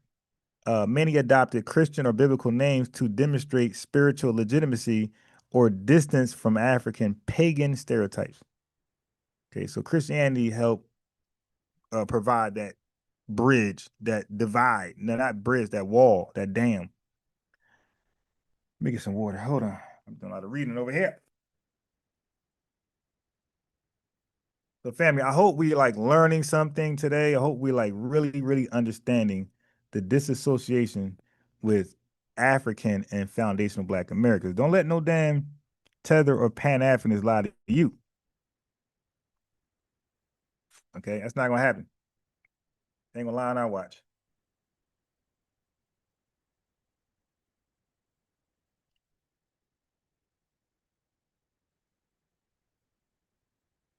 Well, hell, we just might have some time for some diaspora wars. I'll be done reading this in a second. So we might have some time for some diaspora war videos. When did we start to identify ourselves with Africa historically? For the majority of U.S. history, most Black Americans did not see Africa as home. Listen, family. Matter of fact, let's read together.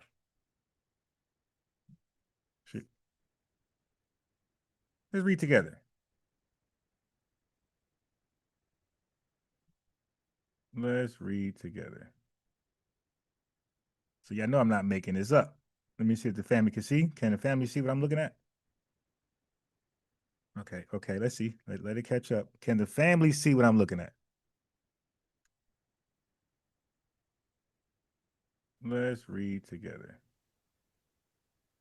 So y'all know I'm not making this up. Let me see if the family can see. Can the family see what I'm looking at? Right, hold on. How can I turn this damn mic up? Okay, let's see. Let it catch up. Can the family? Okay, let me try to turn this mic up. So we're all reading the same stuff. So you see I'm not making this up. All right, this is research right here. But I want to turn this microphone up. Let me use the right button. Okay, so where's the volume? I'm gonna mess it up. Let me see. Hello? Hello? No, I ain't gonna mess with it. I ain't gonna mess with it. I'm gonna leave it because you guys can hear me. Let me not screw this up. Let me leave it alone. Yeah, let me leave it alone. All right, cool. We're good. If it ain't broke, don't fix it. Okay. The question is, did most Black Americans identify with Africa historically? Not until 1960s and 70s. For the majority of U.S. history, most Black Americans did not see Africa as home. What are we doing here, man? We didn't see it as home. Many even supported the rejection of repatriation plans by groups like the American Colonization Society, a white supremacist group plans of repatriation. We rejected it. And the ACS wanted to send free Blacks to Liberia. See, and Marcus Garvey wanted to send us to Liberia. Why Liberia? Out of all places, Garvey, why Liberia? And the Liberian officials told Garvey, don't you dare look over here. Okay, so Pan-African identity was a minority view, mainly advocated by these crazy folks here. Edward Blyden, Martin Delany, Alexander Crummell. I keep saying Crummell. Marcus Garvey, then later. Okay. Even W. Du Bois, who supported African liberation, admitted that most Black Americans did not see themselves as African and struggled with what African identity truly meant. So W. Du Bois said, we do not see ourselves. So this is not a new thing. So us not seeing it now is not new, right? Okay. Why the change in the late 20th century? I'm asking the right questions, right? This is unbiased research. I'm asking the right questions. The civil rights and Black power movements triggered a new desire to reclaim African heritage. All right. All right, cool. I'm frozen. Am I frozen? I think I'm frozen. I'm frozen. Hold on. I'm frozen. I'm definitely frozen. Okay, so Kwanzaa was born in 1966. Dashikis and African names gained popularity. The term African American was formerly promoted by Jesse Jackson in the 1980s to encourage pride and a global cultural identity. It was like 1990s. Okay, so now we're looking at the summary. Okay, so terms used historically: African, Negro, color, Black, African American. So African Americans popularized in the 1980s for cultural reclamation and political empowerment. Black reclaimed during the Black Power era as a term of pride and resistance. Colored popular during Jim Crow, seen in institutions like colored schools and cemeteries. Negro, considered respectable by the 20th century standards, widely adopted by institutions like the NAACP. Okay, and African. Look at African. Look at African. Look at African. African, initially stigmatized due to slavery and racist stereotypes, avoided by the majority except in elite or Pan-Africanist circles. Only Pan-Africanists kept this bullshit term afloat. Okay, now here's the thing I talked about before. I said when Marcus Garvey came to America, he was very disrespectful. He didn't give a damn what we were fighting, who we were fighting, how far we are in the fight, how close we are to winning the fight, how far we are to winning the fight. He didn't give a damn about nothing like that. He came with his playbook and he didn't give a goddamn about the legacy and the history of what we're doing over here in America. He didn't give a damn about our leaders, our feats, our wins and dubs. He didn't care. He didn't care. Okay. So what was Black America fighting for when Garvey arrived? So early 1900s, Black Americans were demanding civil rights, full citizenship, and integration into American society. Nothing here says Black nationalism, separatism, or repatriation to Liberia. Okay. Groups like the NAACP, founded in 1909, and activists like W. Du Bois, A. Philip Randolph, and Ida B. Wells were fighting lynching, Jim Crow laws, voter suppression, and economic exclusion. The movement was about making America honor its promise, not leaving it. Garvey's call to repatriate to Africa came at a time when most Black Americans had no ties to Africa, no knowledge of their origin, and were determined to claim their rights in the land they were born in. Family, we're not crazy. When we say this is our country, we built it, we ain't going nowhere, the hell with Africa, we're not crazy. Our elites, our educated, our ancestors felt the same exact way. We're not alone, Michael Jackson. We're not alone. Where we at in the chat? Look, y'all can see the likes. Y'all can see the likes. 67 watching, 36 likes. So I'm gonna refresh the screen so y'all can see it yourself. Like the likes are embarrassing. And that's why nobody's joining us, coming in and maybe learning with us or even wanting to challenge what I'm reading. Okay, the likes getting a little better. We're 11 off. We still gotta get them up. 11 off because they mean everything. They mean everything. Measure, peace. 420 LNH, peace. Okay. So let's get done cooking. All right. So Marcus Garvey, his call to repatriate to Africa came at a time. I read that. Yeah, I read that. Okay. See, we were about fighting for rights in the land we were born. I read that. Okay. So why Marcus Garvey's message class with civil rights leaders? I'm asking the right questions. He preached Black nationalism and Pan-Africanism.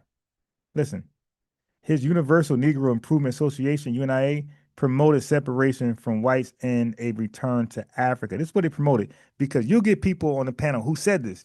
They said, nah, he wasn't promoting all FBAs to go to Africa, just a certain amount for a certain reason, but it wasn't really about all FBAs going to Africa. Okay. He promoted separation from whites and a return to Africa. I don't see where just a small percentage of, or a certain percentage. He wanted to leave the country. Okay, he wanted us to leave the country, flee the country. His tone was sometimes authoritarian, and he saw integrationist Black leaders as weak, even calling them names like traitors to the race.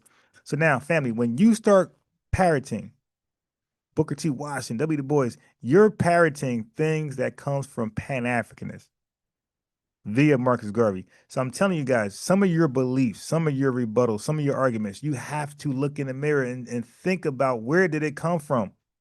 Your strong bias against white people. You got to look in the mirror and say, where did I get this from?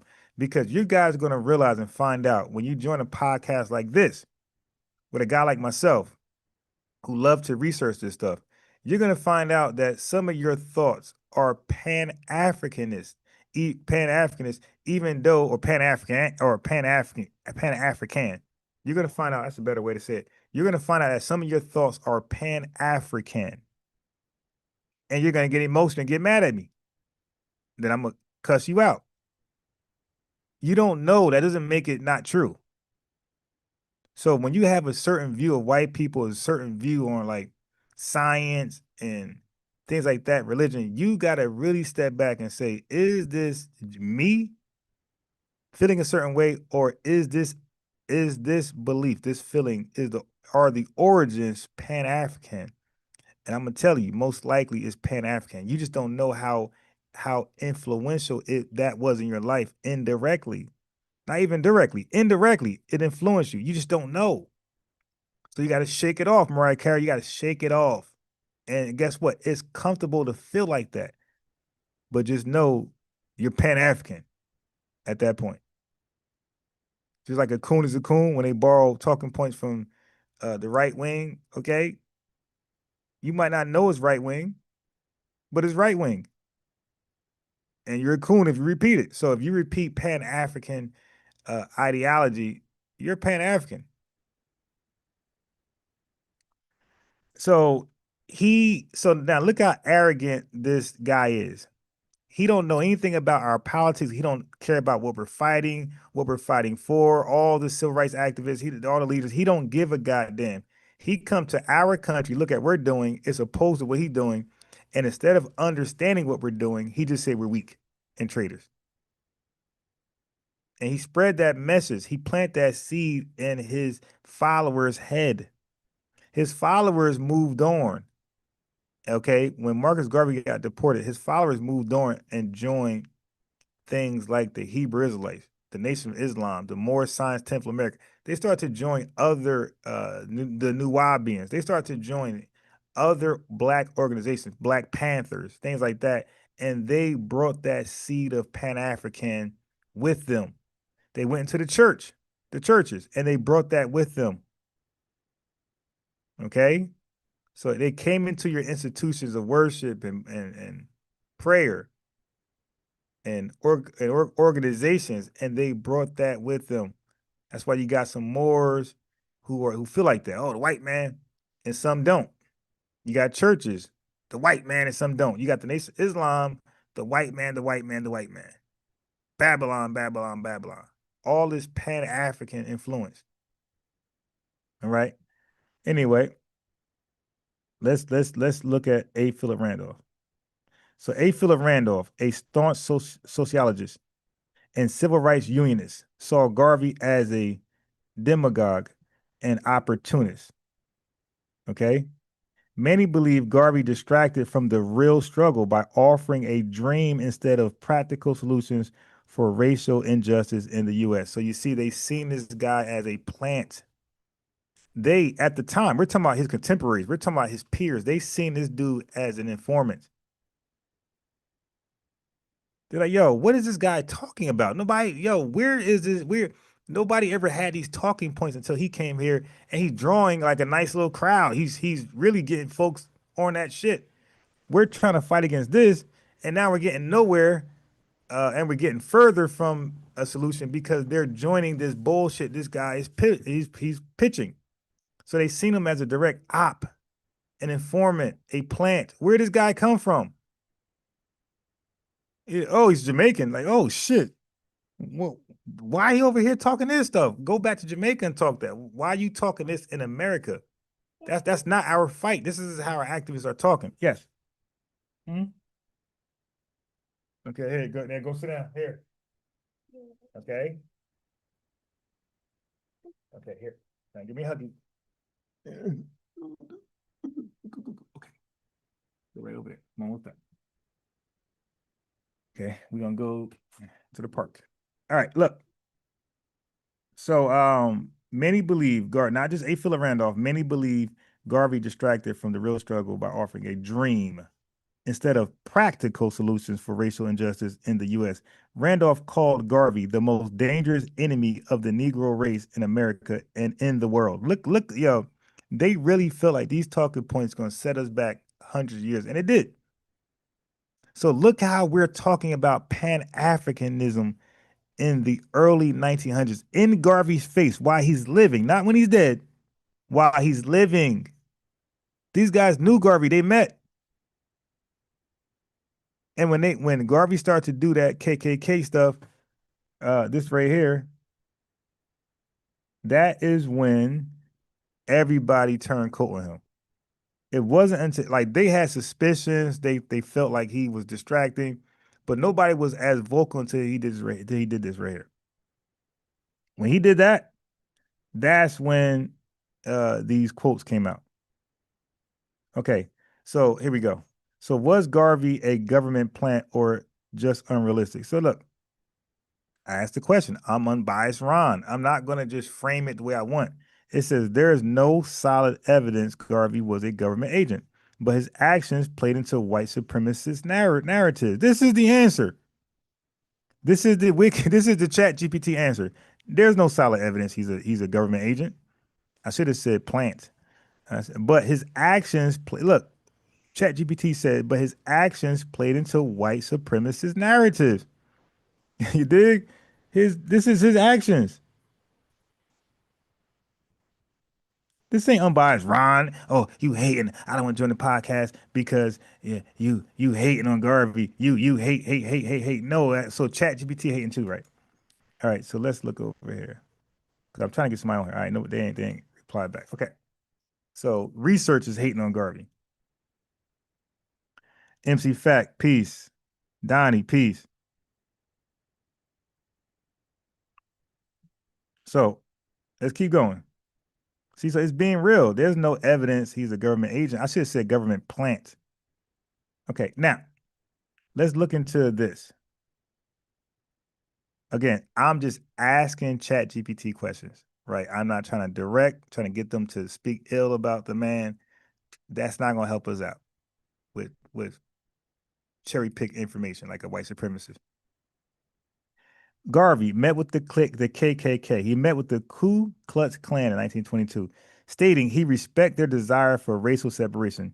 This is Garvey. Praising the Klan. That's why I got the Garvey outfit right here, the Garvey Klansman suit. Okay, so he met with the Ku Klux Klan in 1922, stating he respected their desire for racial separation. So he's telling them, I respect what you guys doing. These are barbaric, racist dogs that, the most disgusting white people of all white people. This outraged black leaders who viewed the KKK as terrorist enemies. You're praising the enemy. Again, he comes from Jamaica. He don't want to understand nothing about us. He don't want to understand our relationship with white people or the KKK. He don't want to learn shit. He want to just come over here with a playbook and say, hey, I got the answers. Give me money and I'll get you shipped and I'll get you to Africa. That's it. So, like, our leaders are watching this fool walk around and meet with the KKK. They looking like, are you serious? He's trolling, right? And then he's cooning and praising them.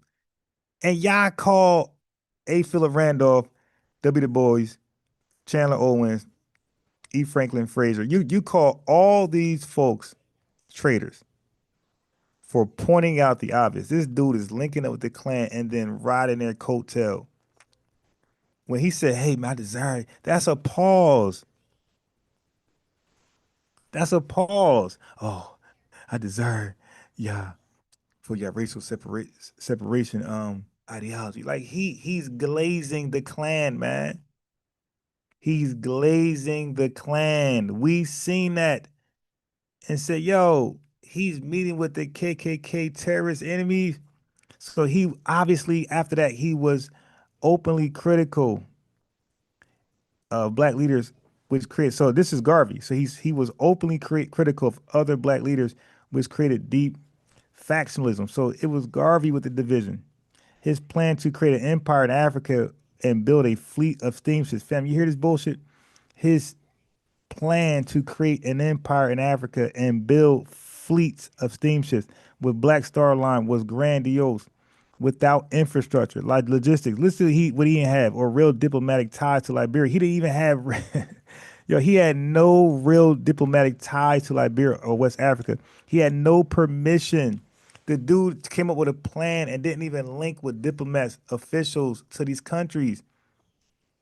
And he took these folks, he took our money, our hard-working money, and he bought these bullshit steamships, knowing like Umar took the money and bought a school, but both of them had no real way of making these things a realistic or practical or functional. It was all about optics. Look, I bought the ship. See, I'm serious. See, I'm serious. Give me more money. Look, see, I bought the school, family. I wasn't playing. Give me more money. Give me more money. I'll do more. But meanwhile, the ships were not operational, and neither was the schools, the buildings. They were not operable at all. Never got up and did anything constructive or productive. Look at this.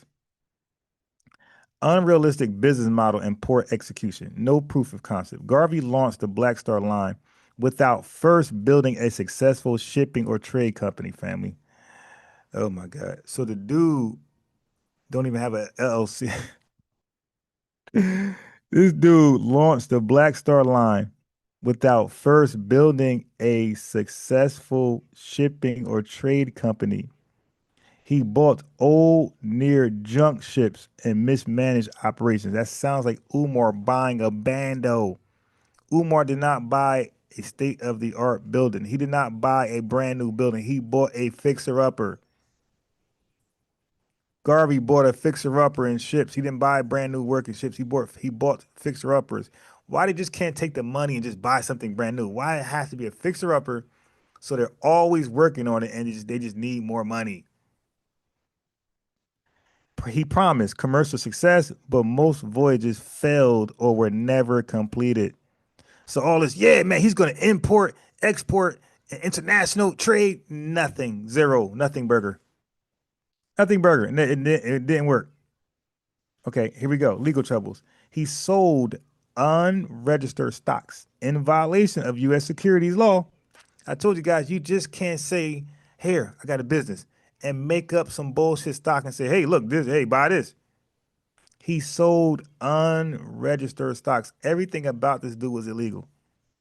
He lied about ship ownership, like the SS Phyllis Wheatley, making him vulnerable to mail fraud charges. That's how it happened, family. It's his fault. We're not going to rewrite history and say, no, J. Edgar Hoover, no, he had it out. He had, the Black Messiah. No, this dude did it to himself.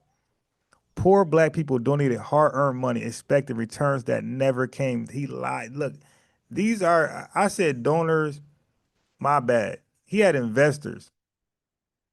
I said donors, my bad. Investors. Okay? He promised them crazy returns. They didn't get 1 cent back. 1 cent. He promised them, yeah, I'm gonna buy this and that, and we're gonna get all this money, a get rich scheme. This was a get rich scheme, man. This was a pyramid scheme. Nah, this was a Ponzi scheme. Listen, here's a nail in the coffin. Liberia didn't agree to Garvey's repatriation plan. So how do you be in Jamaica, disrespect what we got going on in America, in the United States of America, come up with a plan to repatriate to Liberia, and Liberia don't even know anything about it? Ain't that some crazy scamming stuff, family? Garvey never secured permission from the Liberian government for a mass resettlement of foundational Black Americans. Liberia was already wary of foreign influence. Garvey's bold promises of land and wealth in Africa were largely untrue or exaggerated.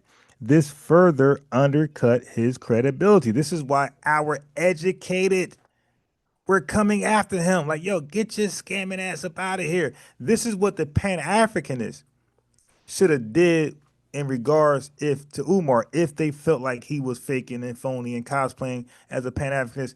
You should have did it like we did it. We did it in Garvey's face while he was running and ranting. You guys did not do it. Pan-Africanists were silent when it came to Umar. It was FBAs who were openly critical. We didn't even donate, and we not going to the school. We didn't donate.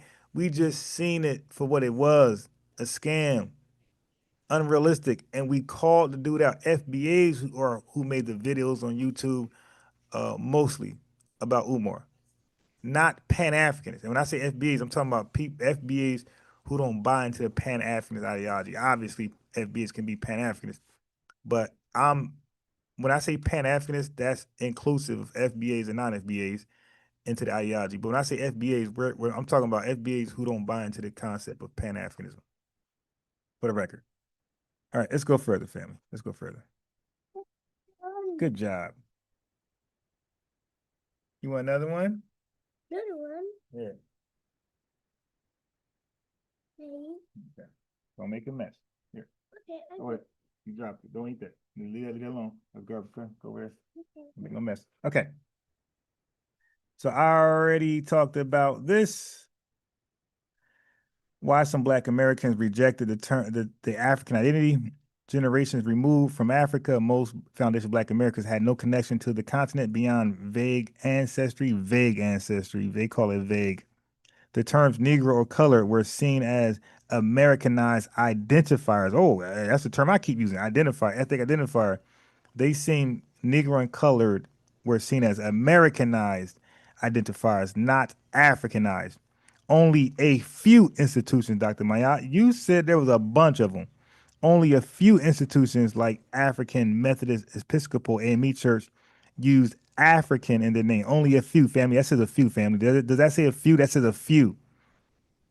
Garvey's use of African appealed more to emotion and symbolism, not daily lived reality. Okay. So now, why was he so successful amongst FBA Pan-Africanists? That's a logical question, right? Hold on. Well, he appealed to poor and working class Blacks frustrated by slow progress from elite Black leadership. You know, people who want to cut corners, racial pride, economic independence, and Black dignity. That's what he talked about. Okay. He used visual spectacle. This is what they do. You see, with the Umar dress code, he went on that pan. See, family, it's a show. It's a show, man. It's a show.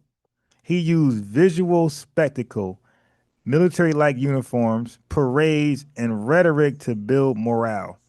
But hope without infrastructure became a disaster. He had no infrastructure. Okay, so here are the red flags that Garvey wasn't shit. Early signs his movement was falling apart. The red flag, lack of financial transparency. What does that mean? No way to verify where donations went. Poor ship conditions. What does that mean? Shipping goals were unrealistic. No secured land in Africa. What does that mean? Repatriation was symbolic, not concrete. Legal troubles. Okay, exposed the organization to shut down. Opposition from other Black leaders. Loss of broad-based credibility.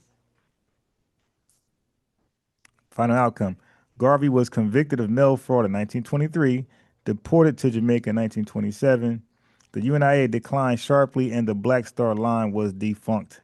Many Black leaders felt vindicated, believing Garvey had undermined their integrationist efforts. So when he got locked the hell up and deported, you know, they did what we do today. They smoked the pack. They smoked the Garvey pack. Okay, so Marcus Garvey, his conclusion, was not intentionally planted to sabotage Black progress, but his lack of diplomacy, arrogance, inexperience, and grandiosity made him a liability to the larger civil rights agenda in America. His vision of African redemption clashed with the grounded legal and labor-based fight foundational Black Americans were already engaged in. So his ideology over here was disrespectful. While he planted important seeds for future Pan-Africanist thought, his actual execution was deeply flawed, and many of his critics have valid reasons for demanding that Garvey must go. God damn.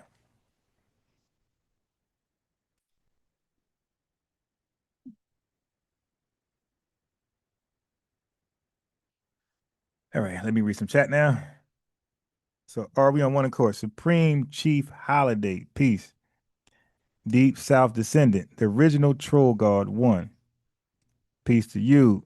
Okay, now, so I read about W. Du Bois, who wanted Garvey to go. I read about A. Philip Randolph, who wanted him to go. And I read about Chandler Owen a little bit, who wanted Garvey to go. All right. So now, what about, I read this yesterday, but I'm going to do it again today. What about E. Franklin Fraser? Okay, we might as well do a full all-out expose. So E. Franklin Fraser, background and criticism of Marcus Garvey. Who was E. Franklin Fraser? Born 1894, Baltimore, Maryland. died 1962. Okay, profession, prominent African American sociologist and author. Okay, education, Howard University, University of Chicago, and a PhD from the University of Chicago in 1931. So another scholar. Another scholar. They were all scholars. They were all educated, highly educated. So major works, The Negro Family in the United States, 1939, Not the African Family, Negro Family. Black Bourgeoisie, 1957. All right. So let's talk about it. So Fraser, am I frozen? I'm frozen. Okay, hold on. I'm frozen. Okay, so let me end this tab right here. So I can stop freezing. Okay, so Fraser was deeply concerned with realistic solutions to racial oppression and economic uplift, and often criticized ideologies or movements that he believed were detached from the material conditions and realities facing Black Americans. So, of course, when you hear about this repatriation, he's going to feel like that was detached from the material conditions and really realities facing Black Africans. Watch. Okay, so Fraser, this ain't A. Philip Randolph, this ain't W. Du Bois, this ain't Chandler Owens. Fraser harshly criticized Garvey for promoting what he called escapist fantasies and emotional rhetoric. He saw Garvey's African repatriation plan as naive, unrealistic, and divorced from the everyday struggles of American Black people. So he's seen his playbook divorced. It wasn't married to what we were doing. I'm saying the dude was extra disrespectful. He didn't give a goddamn what we had going on. I'm coming with this playbook concocted in Jamaica, and I'm going to plant it and preach it in America and get down or lay down, basically, Garvey was coming with. Get down or you are a traitor, and he was calling you names. All right. Now, Fraser believed Garveyism played too much on emotion and nostalgia, not practical economic uplift. He rejected the glorification of Africa, viewing it as romanticism, which we say they do today, that failed to address the systemic racism and class inequality in the U.S. He viewed Garvey's followers as victims of mass manipulation who were vulnerable of delusions of grandeur. This is a quote from Fraser, E. Franklin Fraser. He said, Garvey did not have a program rooted in economic reality. He offered emotional appeal instead of practical strategy. E. Franklin Fraser. This is paraphrased. So you see, the educated knew that this guy was a scammer. The poor folks who were just tired of, racism and inequality and discrimination, segregation, like, yeah, they were beat up, they were tired, they just want a quick solution. They want Jesus to come back right now. So Garvey was like a Jesus to some of them. Okay, so other intellectuals and sociologists who criticized Garvey, we read about W. Du Bois, and he called Garvey a dangerous adventurer and a lunatic or traitor. He called him a lunatic. He strongly opposed Garvey's separatism and alliance with white supremacists like the KKK. So Marcus Garvey, make no mistake, he aligned himself with the KKK. But they say FBA, we have white supremacist talking points when their leader literally physically aligned himself with the KKK. This ain't rhetoric. He met with them and aligned himself with them. He wanted to do a deal with them. He wanted to do a deal with them. Okay. So W. Du Bois believed in Pan-Africanism. So he believed in the version of it, but not at the expense of civil rights work in the US. So he wouldn't, so he put his he backburnered his Pan-Africanist plans to uplift the fight that we were doing collectively. So even though he had some Pan-Africanist views, he felt like this comes last. What's most important is the civil rights struggle fight. And that's how Garvey should have came. But he promoted his own interests first. W. Du Bois accused Garvey of misleading poor black people and exploiting them financially. That's what people charge with. Now look at A. Philip Randolph. He called Garvey the most dangerous enemy of the Negro race in America. He exposed financial mismanagement in Garvey's ventures like the Black Star Line. He believed Garveyism distracted from the labor organizing and civil rights struggle in the U.S. They call this dude out to his face. So Gunnar Myrdal, white Swedish economist, sociologist, in an American Dilemma, 1944, he viewed Garvey, a white guy, viewed Garveyism as a pathological response to a racial oppression rather than a constructive one. Pathological response. He portrayed Garvey's movement as an emotional mass uprising without sustainable goals. Cooking them. Okay. What about his marriage? So Garvey's troubled marriage to Amy Jacques Garvey. Who was Amy Jacques Garvey? 1894, Jamaican. So he married a Jamaican woman. She was a Pan-Africanist journalist, second wife of Marcus Garvey, editor of the Philosophy and Opinions of Marcus Garvey, took over many UNIA leadership duties after Marcus Garvey's arrest and deportation. What about the marriage? Garvey was frequently unfaithful. Damn. Multiple reports suggest he engaged in affairs during their marriage. Amy Jacques struggled with Garvey's authoritarian behavior even in their personal life. God, just said he was a lunatic, like Umar. Sounds like Umar to me. She complained of being underappreciated. Hold on. Hold on. Hold on. Hold on. Make sure we good. Okay. Make sure we good. Get it. Hold on. Okay, cool. We good. Okay. Got this weird message up top. Okay, so she was underappreciated and emotionally drained, especially during Garvey's imprisonment. Garvey often isolated her from strategic decisions despite her intellect and dedication. So this woman is educated and smart, intellectual woman. He didn't want to hear her. Because he had an agenda. That's why some of us think he was a straight up plant informant.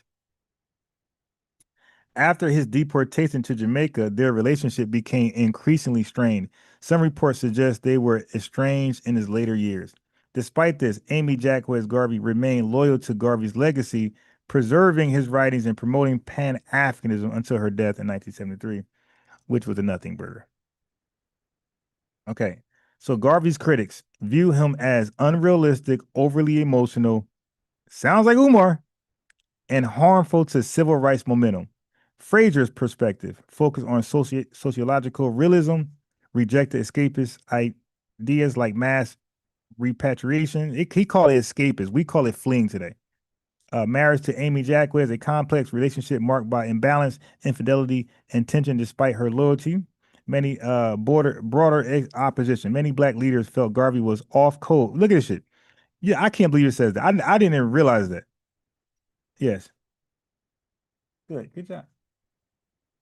Okay, so many black leaders felt Garvey was off code, reckless, and potentially sabotaging civil rights efforts. That's crazy. It says off code.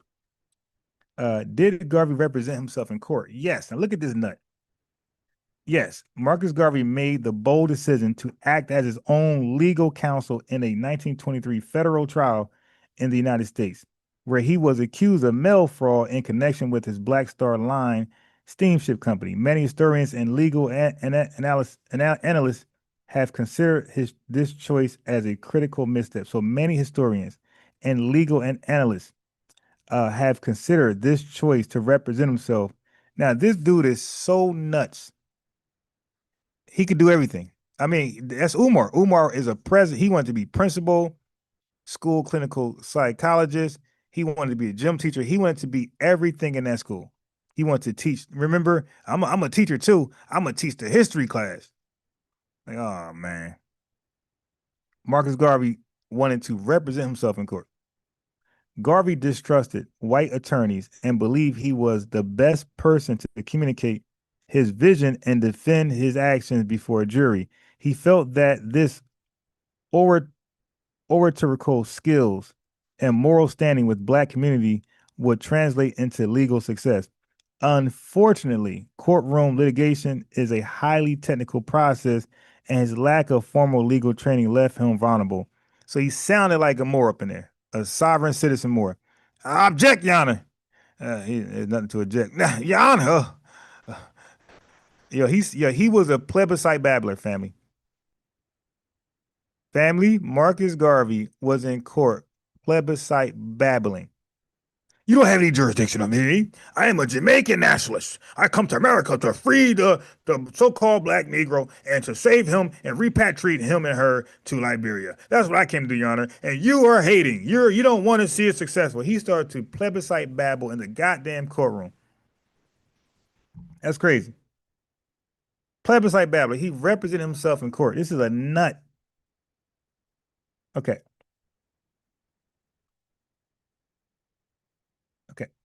So let's go. So Garvey was charged with mail fraud, a federal offense. The specific accusation was that he had used the U.S. postal system to solicit investments in the Black Star Line by advertising ships he did not yet own. That's called fraud and scamming. Most infamously, the ship SS Phyllis Wheatley, which was not fully secured or seaworthy at the time of the promotional material. The verdict: he was convicted in 1923. Sentenced to 5 years in prison, and began serving his sentence in 1925. His sentence was later commuted by President Calvin Coolidge in 1927, after which Garvey was deported to Jamaica. He said, "Yeah, just get out the country, bro." He was probably panhandling in prison. Did Garvey confess to any guilt? No. The dude was not going to hold himself accountable. Marcus Garvey did not confess guilt in court. He fiercely defended his innocence throughout the trial and maintained that the charges were politically, oh boy, conspiracy shit. This is plebiscite babble, motivated an attempt by white power structures and some black rivals to silence and eliminate a strong Pan-Africanist voice. Okay. However, critics argue that Garvey did not overstate the readiness of his steamships in promotional materials.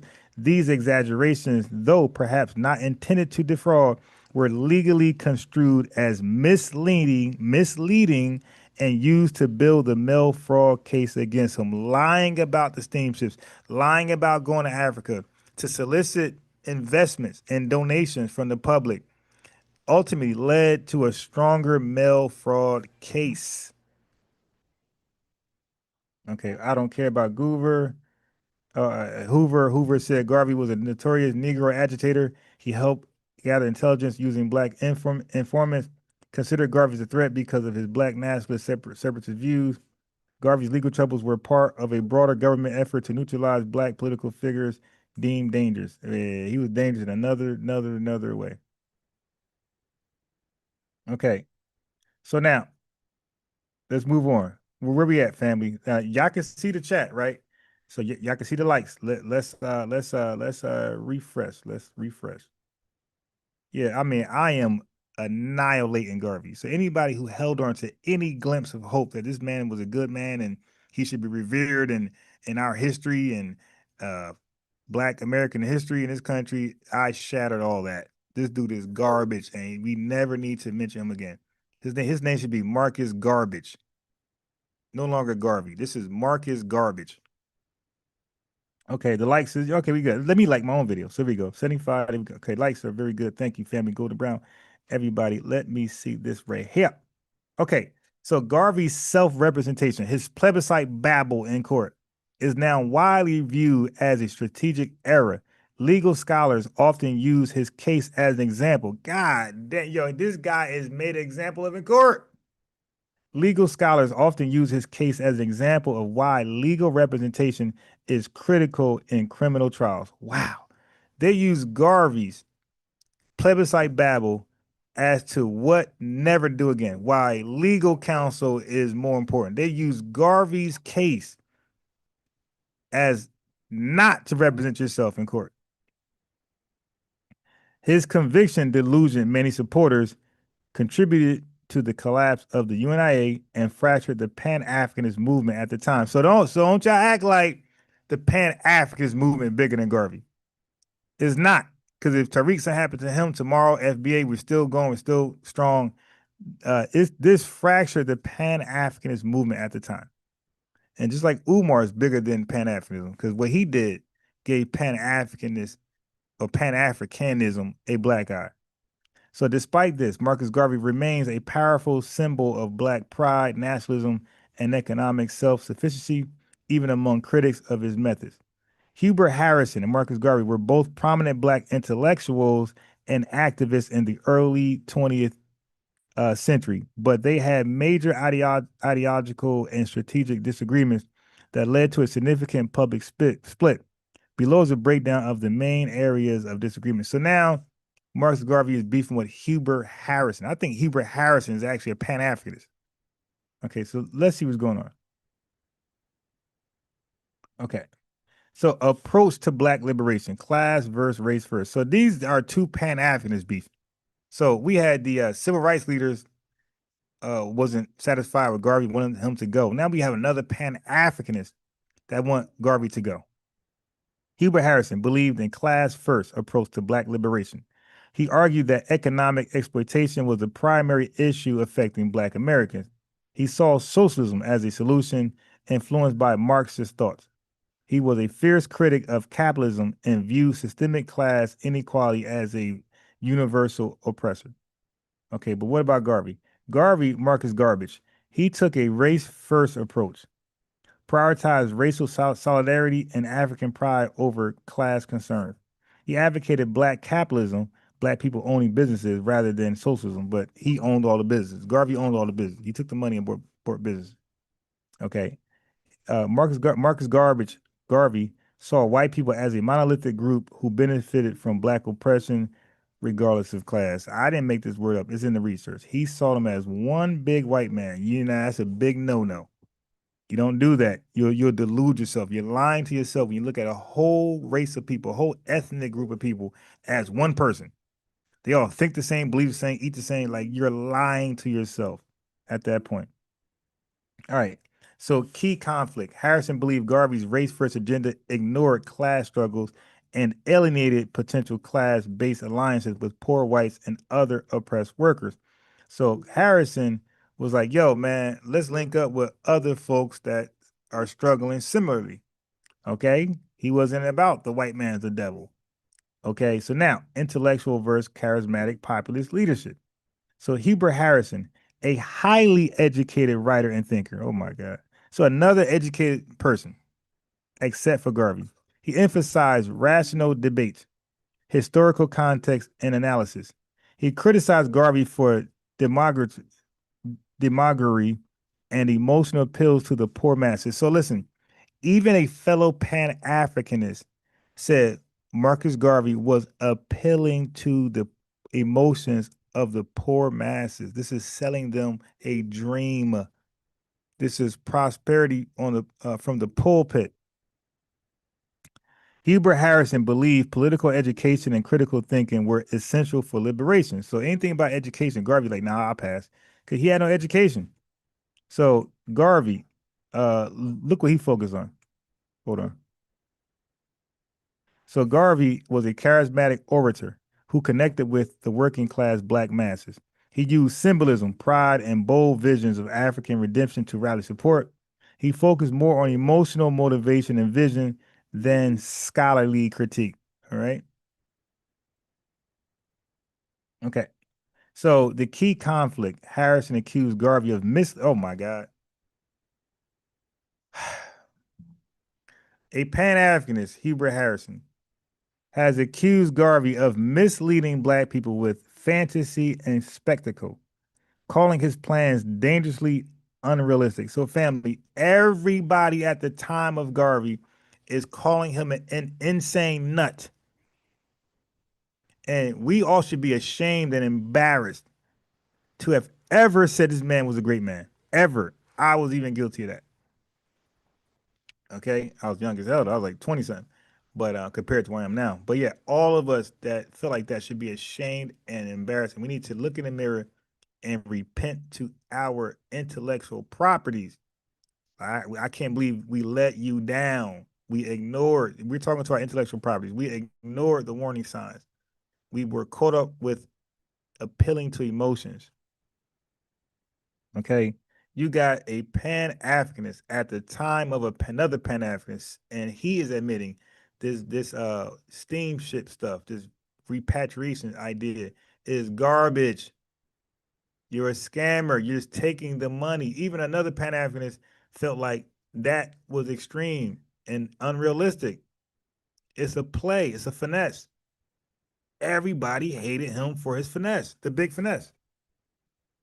Okay, so the Black Star Line and economic schemes. Hubert Harrison, he was deeply skeptical of the Black Star Line shipping venture. Now, this ain't A. Philip Randolph, this ain't E. Franklin Fraser, this ain't Chandler Owen, this ain't W. Du Bois. This is a fellow Black nationalist who also felt like the steamship idea was garbage. Do I have y'all attention? Are y'all arguing in the chat? Can y'all see this? Y'all see it, right? Who's that in the chat? Okay, so who we got somebody new in here. You know what? Let me make a poll. If anybody super chatted, my fault for not seeing it. Send another one and I'll read it. Okay, is Garvey.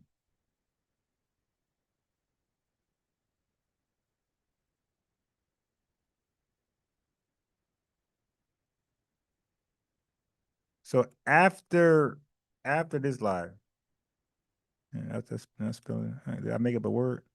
Okay, yeah, I made up a word because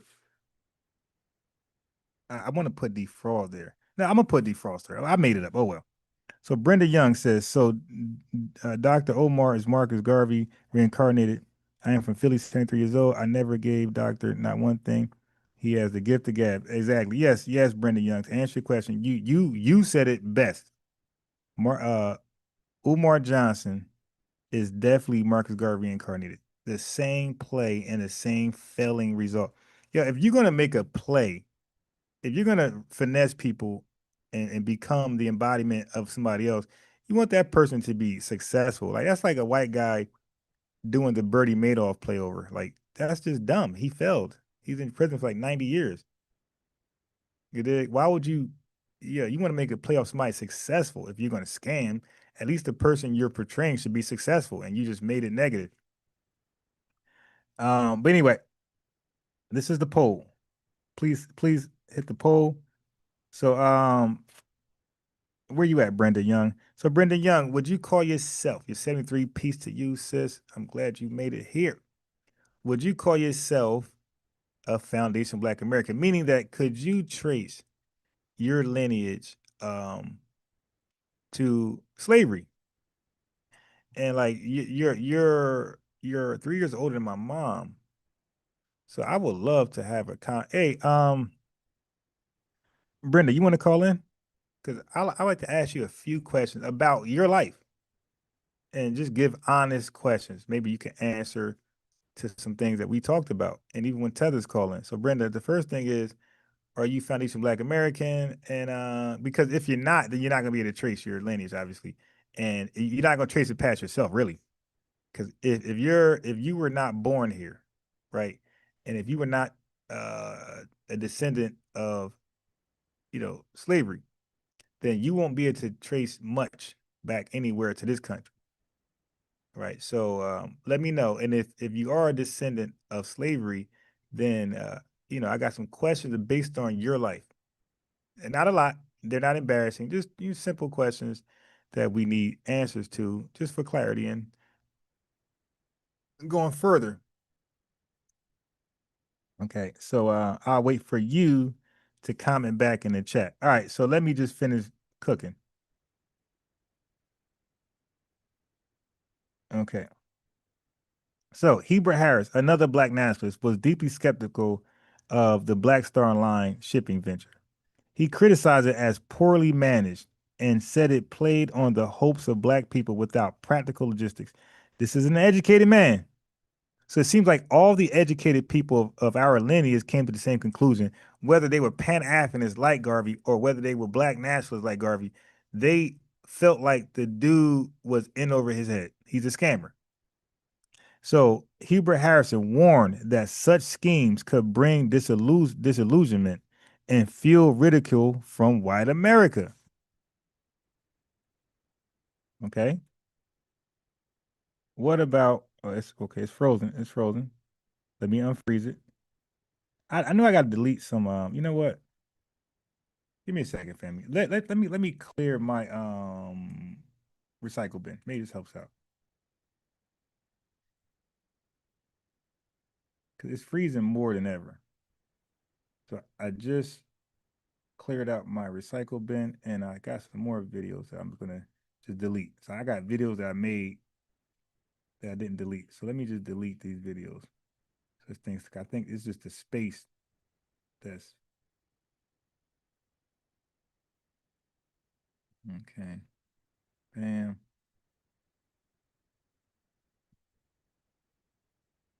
Bam. Bam.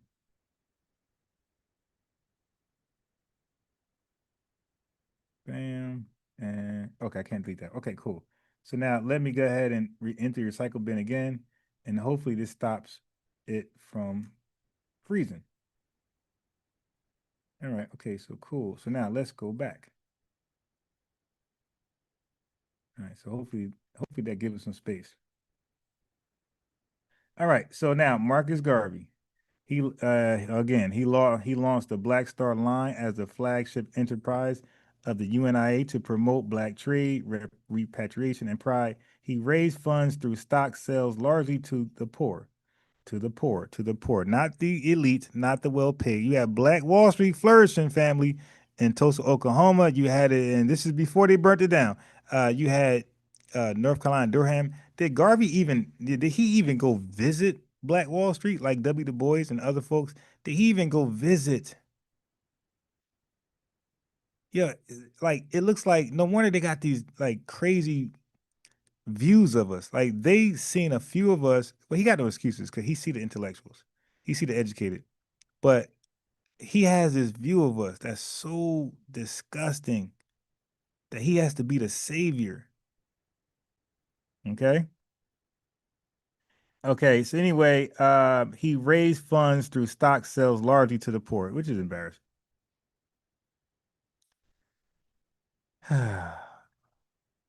So anyway, key conflict. Harrison saw the Black Star Line as irresponsible and exploitative, while Garvey saw it as a visionary and necessary for Black self-determination. Philosophy on Africa and repatriation. Hubert Harrison supported some Pan-Africanist ideas, but believed most foundational Black Americans saw themselves as American first, not African. This is Hubert Harrison. This is a Pan-Africanist. This is a Black nationalist.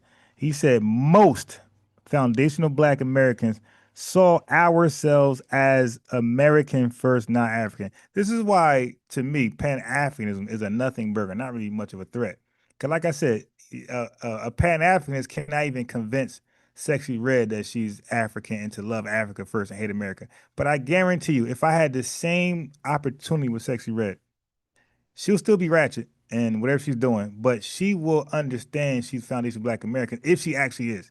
So let's just assume hypothetically that she's a foundation Black American. She could trace her lineage back to slavery.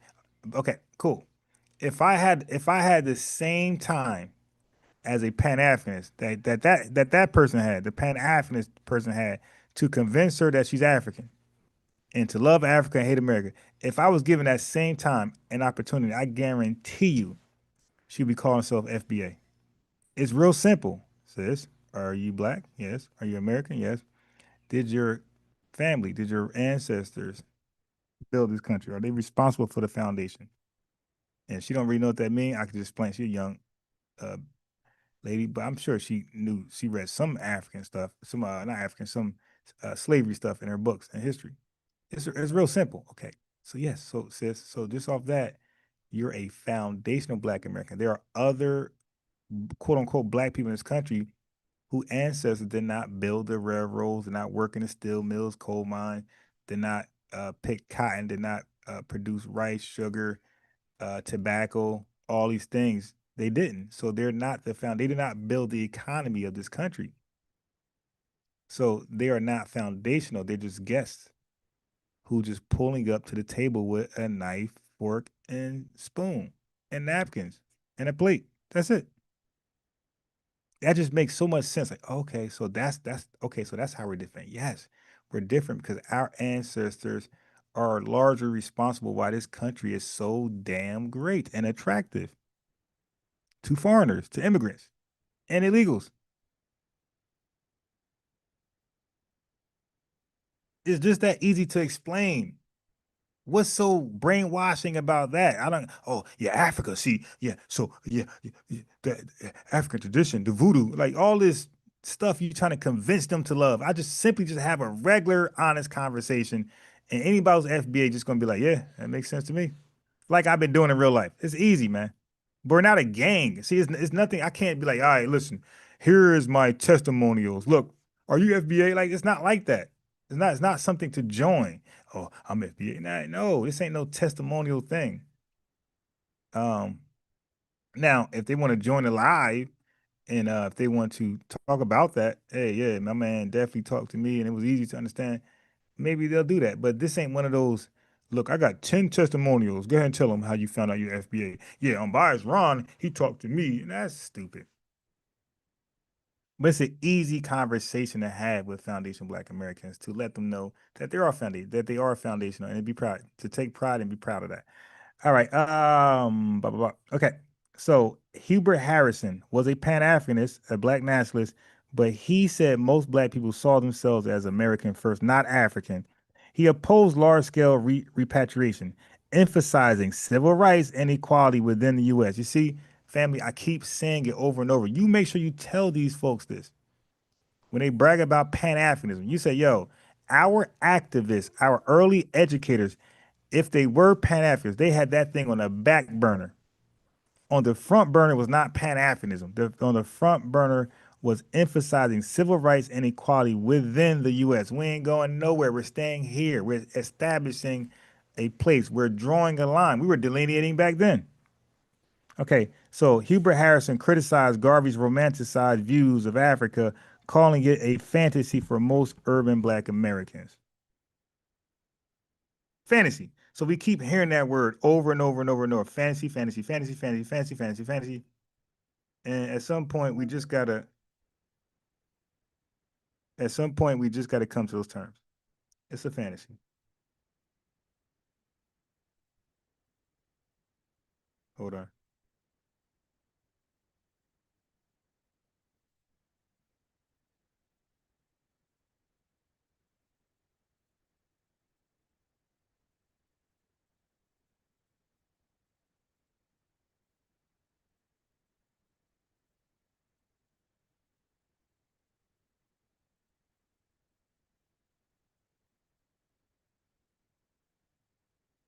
Hold on.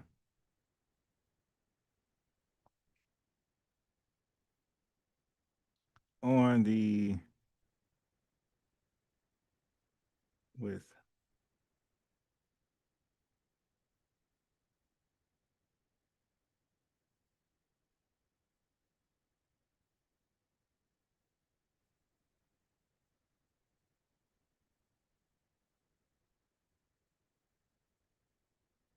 okay.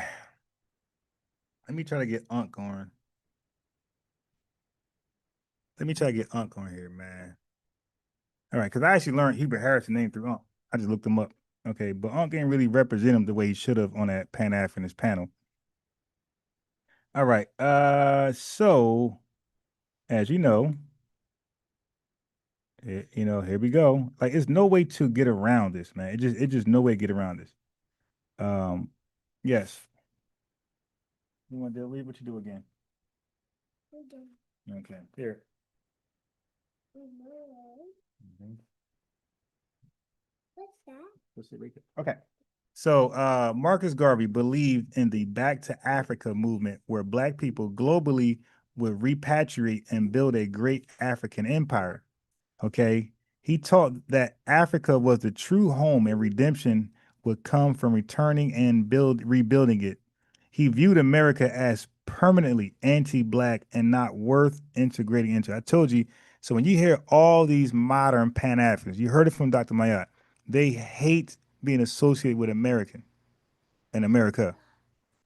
Because look, he viewed America as permanently anti-black. That means that's nothing you do with it and not worth integrating into. It's worth fleeing from.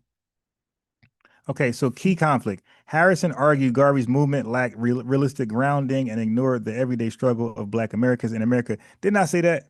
Didn't I say he's disrespectful? He came over here and didn't give a damn what we were dealing with, what we were going through, how close we were to defeating it, how far we were from accomplishing something or defeating it. He didn't care. He came with his playbook, his finesse system, and that's it. Hey, everybody, just plug and play. Go with this, or you're a traitor. Or you know, I mean, that's what he came with. He came with his finesse package and said, if y'all ain't rocking with this, y'all are not black. You guys are traitors. You're coons, basically. But what about Hubert Harrison allegiance to white powers? So Hubert Harrison strongly opposed Garvey meeting with the Ku Klux Klan, calling it a betrayal. Family, I'm telling you, the Garvey Must Go campaign, don't let these Pan-Africanists revise history, that only came about after Marcus Garvey met with the Klan and started to glaze them. That's when everybody, like all their feelings that they had about Garvey, that they were mumbling in secret and in private, once he met with the Klan and glazed them, all of that came to the public. It was all out, get this guy out the country. You don't meet with the Klan and glaze them and give them this false sense of superiority to make them be more of a Klansman, you know, to promote and act on white supremacy, white power more. It's like, nah, we ain't doing that, buddy. You got to go. Garvey must go. So Hubert Harrison believed in building solidarity among oppressed peoples, not negotiating with their oppressors. Wow. He said, my man was negotiating with the oppressors. He said, I don't mind, you know, building some type of relationship with poor white people, but you're not going to go directly to people who oppressors are. Like the KKK are oppressors. They always have been. But what is Garvey? He believed in separation by mutual agreement, even if that meant working with the KKK. Dude, crazy. He claimed that the KKK wanted separation just as he did, so they were strange bedfellows for achieving mutual goals. It's crazy. Key conflict. Harrison and others saw this as a crossing a moral line, while Garvey saw it as a strategic pragmatism. So that's what I'm trying to say, man. Had he learned us, had he learned and cared and respect us, he would have never met with the Klan. He would have known you don't meet with the Klan. He didn't care to love and respect us enough to know that. He did not care. Just like you have tethers now that come to the country and they link up with Nick Fuentes, Richard Spencer, like all these white supremacists, and they take on black conservatism. It's like, yo, you know that's the op, right? You don't care, do you? Okay. It just Marcus Garveyites. They just Marcus garbage. Final notes. Hubert Harrison once worked for Garvey and even edited the Negro World briefly, but resigned in protest. So this was a member. Hubert Harrison was a member of the UNIA. Okay. He even edited the Negro World briefly. Now, Negro World is a paper of Garvey. Notice it's not called African World. So every chance Marcus Garvey had to associate his followers and himself with Africa in name, written on something, he never did. He said it, but when he wrote it down, it was the UNIA, University of Negro, Negro World, no African nothing. Because he knew that once you called it the African something, we were not going to relate to it. Okay, that can't be for us, because you said Africans, right? So take your ass to Africa. So he had to put Negro because he knew that's a term that we were familiar with, and we associated ourselves to that term. It just makes so much sense not to use Africa because there was nothing there. Harrison published powerful critiques of Garvey in The Voice and other forums, warning of cult-like leadership and financial irresponsibility. Oh my God, he's cucking on him. Okay, so now look at his quote. He says, this is Hubert Harrison quote about Marcus Garvey. He said, the blind following of Garvey is a threat to the real progress of Black people. The struggle must be based in facts, strategy, and justice, not in inflated dreams and empty grandeur. So why was that panelist a Pan-Africanist with Dr. Mayat glazing over Garvey when our leaders hated him? We're trying to revise history in favor of Pan-Africanism. That's wild. Trying to save something that cannot be saved. Okay, now watch this. So a lot of Pan-Africanists like to say Garvey, his dream wasn't all black folks go to Africa. So I asked a question. Okay, I just asked a question. I said, did Marcus Garvey want all black Americans to repatriate to Liberia? Yes. The answer is yes, eventually. It says Garvey's long-term vision was for all black people in the Americas and the Caribbean to ultimately return to Africa, especially Liberia, and build an independent black nation.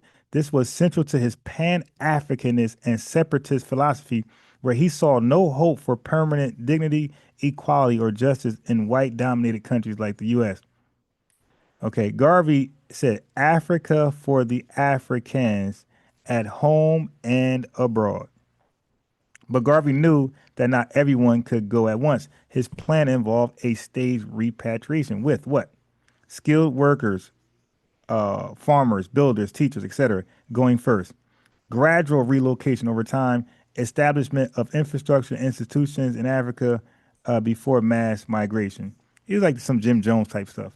So while the ultimate goal was full repatriation, Garvey was tactically planning for some to go first and lay the groundwork. This guy is sick. Okay.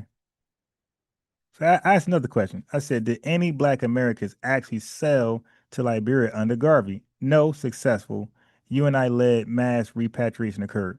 Despite the ambition, the Black Star Line, a shipping company Garvey created in 1919, was supposed to be the vessel for transporting African Americans to Liberia. However, it was plagued with corruption, poor management, and logistical failure. One of the ships, the SS Yarmouth, never even made it to Africa in this capacity. No ship full of Garveyites ever sailed to Liberia for repatriation under Garvey's leadership. That said, a small number of Garveyites traveled independently to Liberia and Sierra Leone, but not through an organized UNA-led program, and many of them faced resistance. They were deported right back over here, family. So they got tired of Garvey bullshitting about going back to Liberia and Africa, and they just went. They stopped believing in this clown, and they went themselves, and then they got deported, and the rest is history.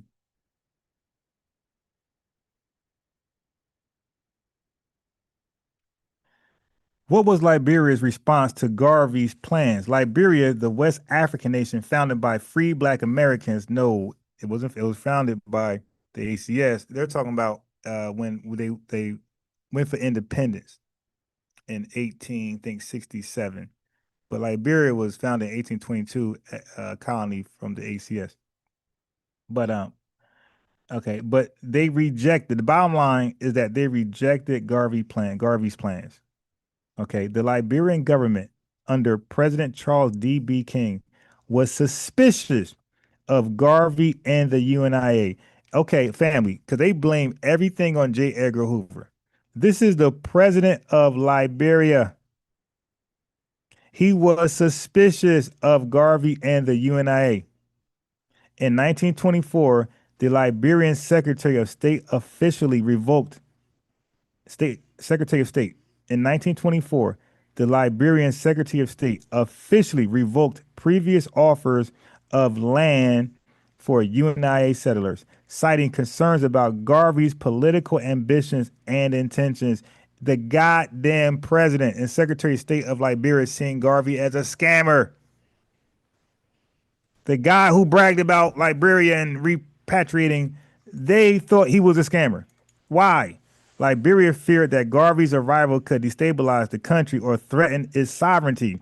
Liberia was also navigating its own internal struggles with American Liberian elites versus indigenous populations. So he didn't want the Garvey elites coming there. Okay, So additionally, white colonial powers pressured Liberia to distance itself from Garvey, fearing his movement would inspire unrest. Okay. So look what Garvey did. So Garvey, all this big talk about repatriating to Liberia, he had no formal agreement with Liberia. Garvey publicly talked about land deals that were never finalized. Garvey's criminal charges, his 1923 mail fraud conviction, severely damaged the UNIA's credibility and finances. UNIA's mismanagement, misallocation of funds, and questionable business practices led to legal trouble and disillusionment. Okay, so we got all that. That might be it. That's it. Okay. That's it. So the president said, "Now don't come over here." And the Secretary of State said, "We know nothing about his plans to repatriate Foundation Black Americans to Liberia." So family, why is this fool buying these steamships when he's not going to Liberia? That's one country he's not going to go to. Out of all of the countries in Africa, all the 54, he named Liberia, and Liberia is the only one I know to say, you're not coming here. Go look at the other 53 countries. But over here, that's a done deal. We got our own problems with the Liberians versus the natives here. We're good. You got to go somewhere else. Ain't that crazy? This guy ran his whole movement, his whole legacy is based on going to Liberia, and the Liberian government said, not here. But these folks on these panels want you to worship this dude, man. And this is why I invite them over here, and they make up excuses not to come. They make up excuses not to come.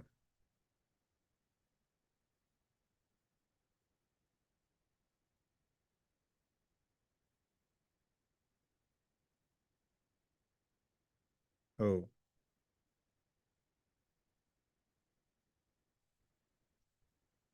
Hold on.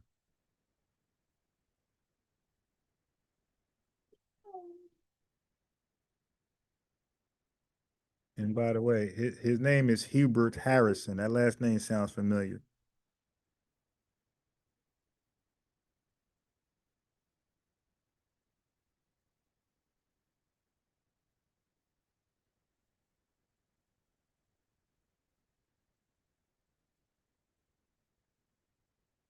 So I'm basically telling Unc, I said, Unc, when you were on that panel, even though he brought up Hubert Harrison, he brought up the fact that Hubert Harrison disagreed with Garvey. Unc did not really go in to what the disagreements were about. Like, he protected Garvey on that panel. And let me just show. Let me go back to it.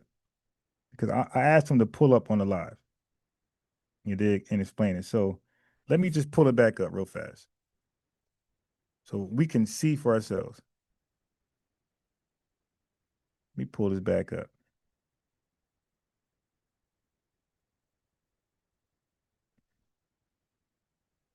I know I ain't tripping.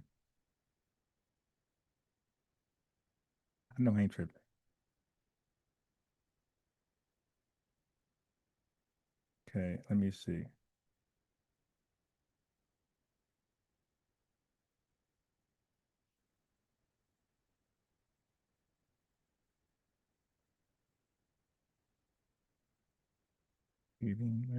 Let's get there. Where is the video?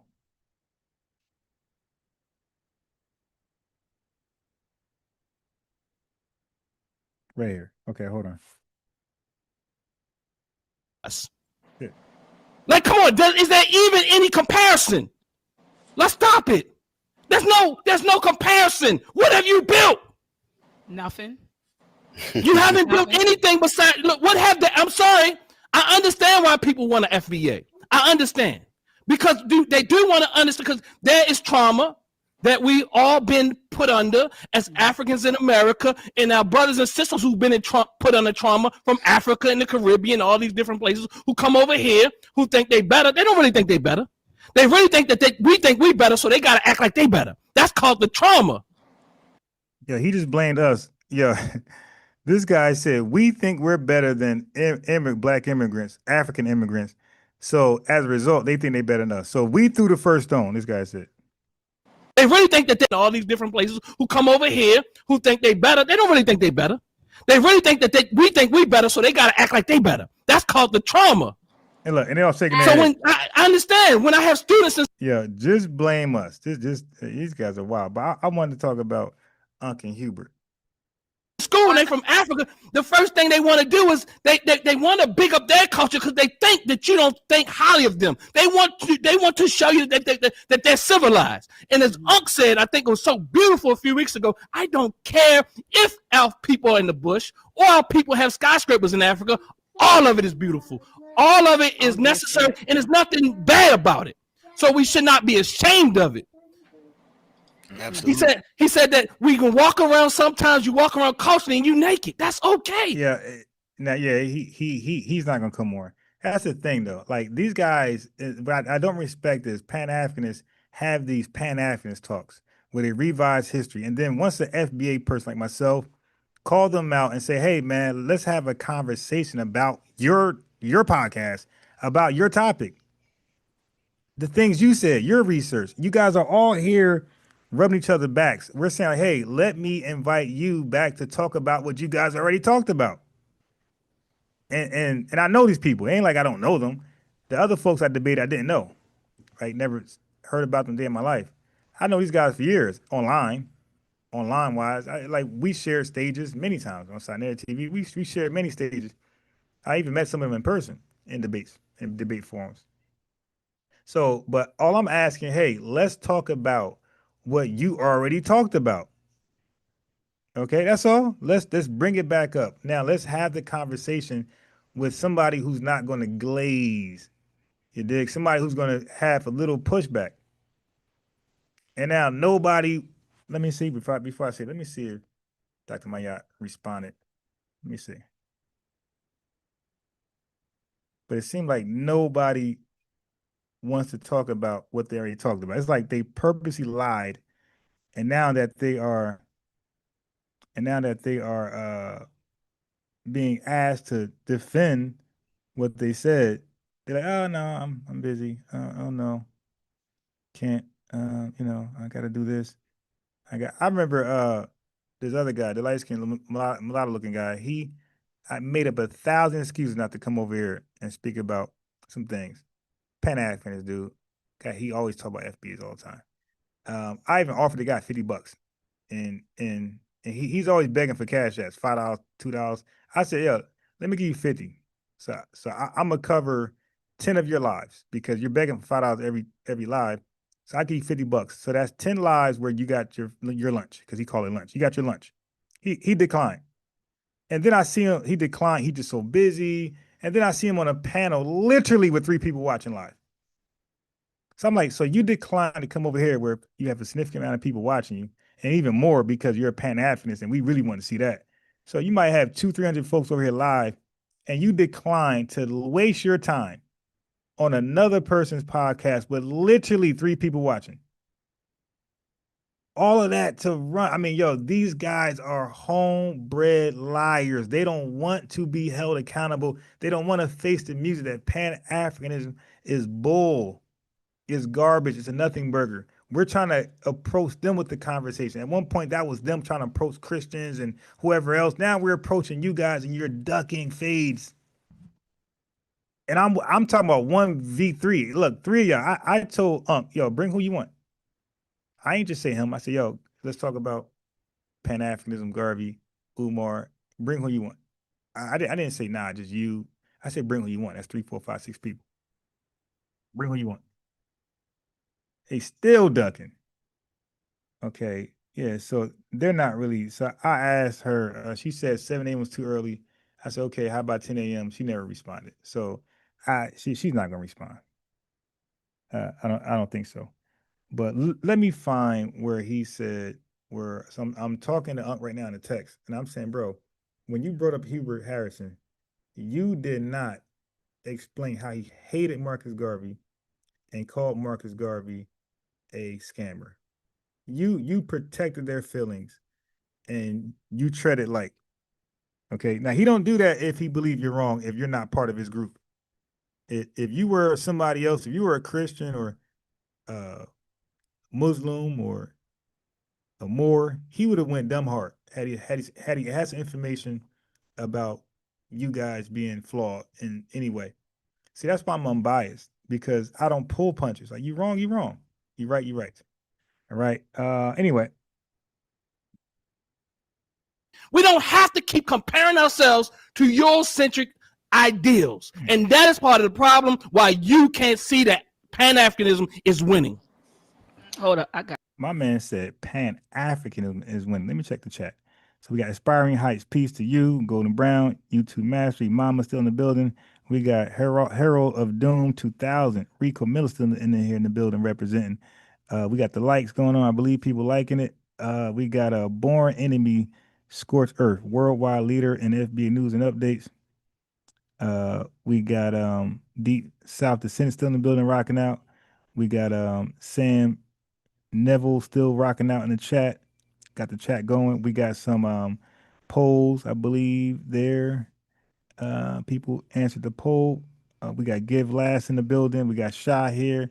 Okay, so folks in the chat keeping it lit. So let me see. I'm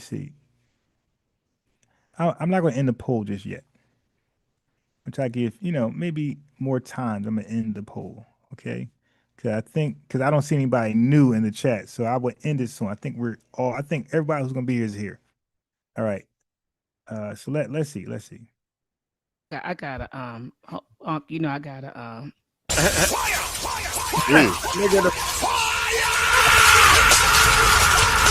Dr. Saw came in. Dr. Saw came in and blew that thing on stage. Okay.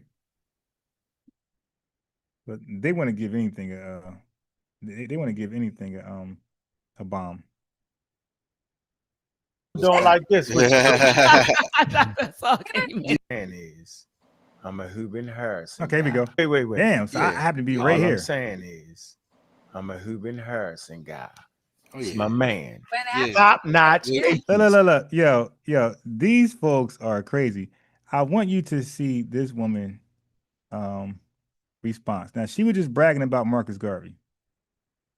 So when Unc said, I'm a Hubert Harrison guy, she gonna clap her hands and say, Pan-Africanist. This dude we just read, he was anti-Marcus Garvey. So this is what I mean. This is a get-along gang right here. So Unc was supposed to say, nah, sis, he thought Marcus Garvey Pan-Africanism shit was garbage. I'm a Hubin Harrison. Wait. Yeah. All I'm saying is I'm a Hubin Harrison guy. Oh, It's yeah. my man. Yeah. Top notch Yeah. atheists. They all can get You need to get his new book then, Unc. You need to get his new book. Oh, Look, I told you, they just hold up books. So see, Pan-Africanist, baby. Now here this guy. These guys at the bottom, they just hold up books. They don't read the books. I know they don't read the books.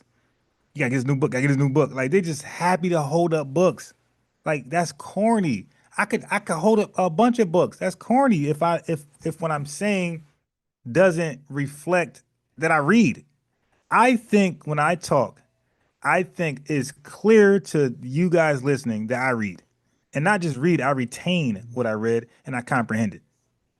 I don't gotta hold up books and I don't gotta do that. I just talk. Like, the book is when I talk. Look at this guy. I'm a Hubin Harrison guy. Oh, It's yeah. my man.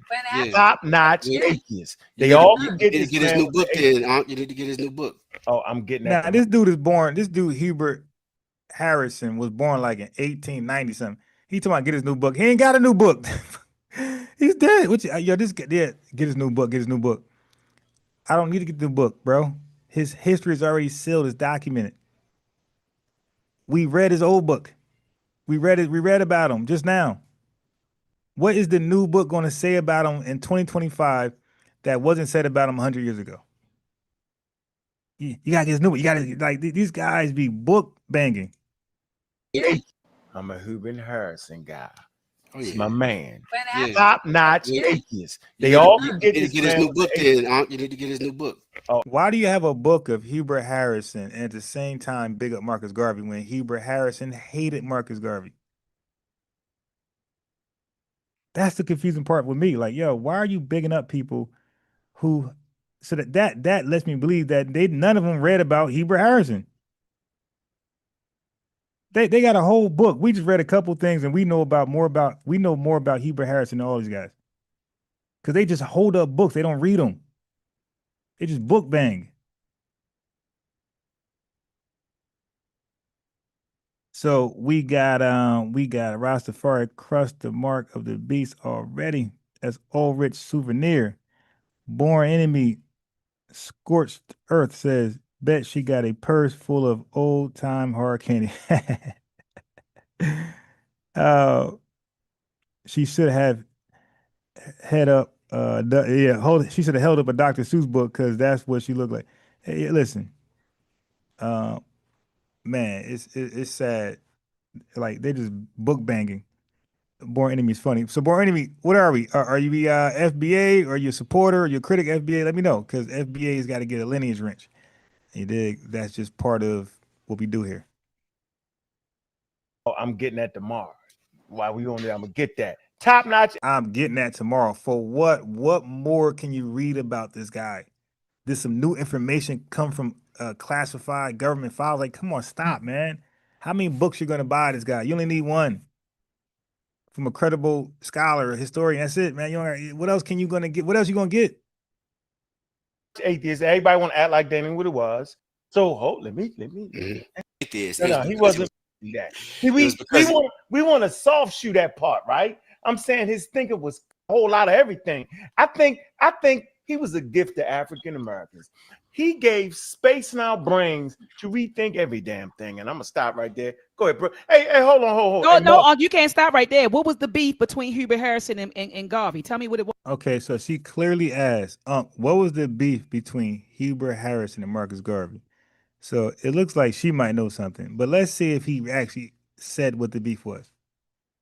Go unpack that. Ideological differences. Okay, like for instance, let me say, hold on, I got a little fact sheet here. I always keep a little fact sheet, right? Because when I'm amongst the doctors and the very smart people, I say, man, I got to be ready.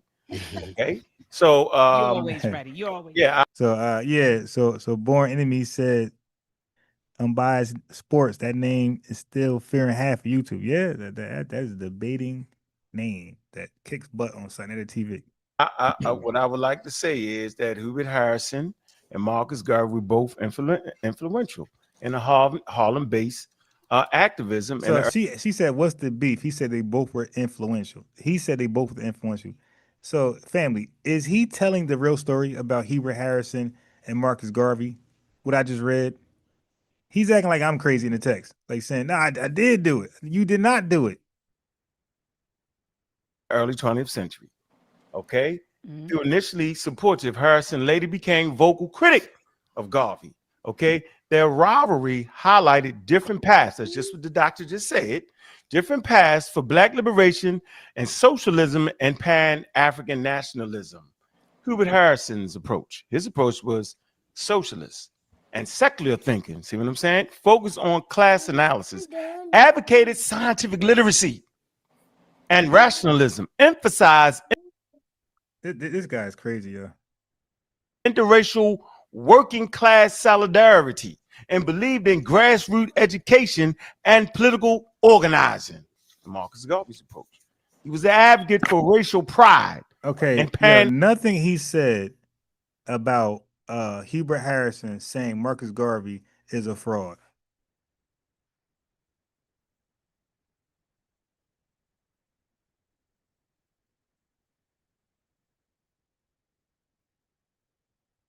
I'm just texting him back like, dude, yeah, you scary as hell.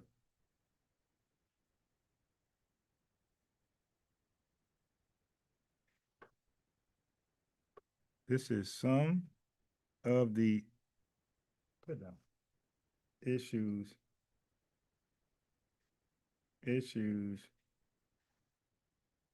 folks have with you cherry pick when you keep it. You cherry pick. You cherry pick when you cherry pick when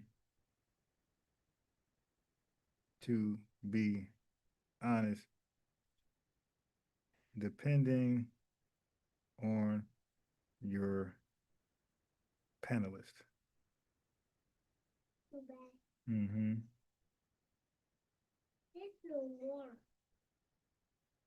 Okay. So I can say he's scared to come on to defend that. I know he ain't coming on. All right. So I just text him. I'm done texting.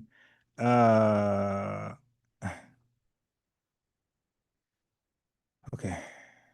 African unity. Founded the Universal Negro Improvement Association. It's a promoted economic self. So we're gonna end it here. But first of all, let's see if he expresses how Heber Harrison felt about Marcus Garvey repatriation ideas, everything about Marcus Garvey, his black nationalism, hanging out with white folks, KKK, white supremacists. Let's see if Unc talk about any of this as he's going on.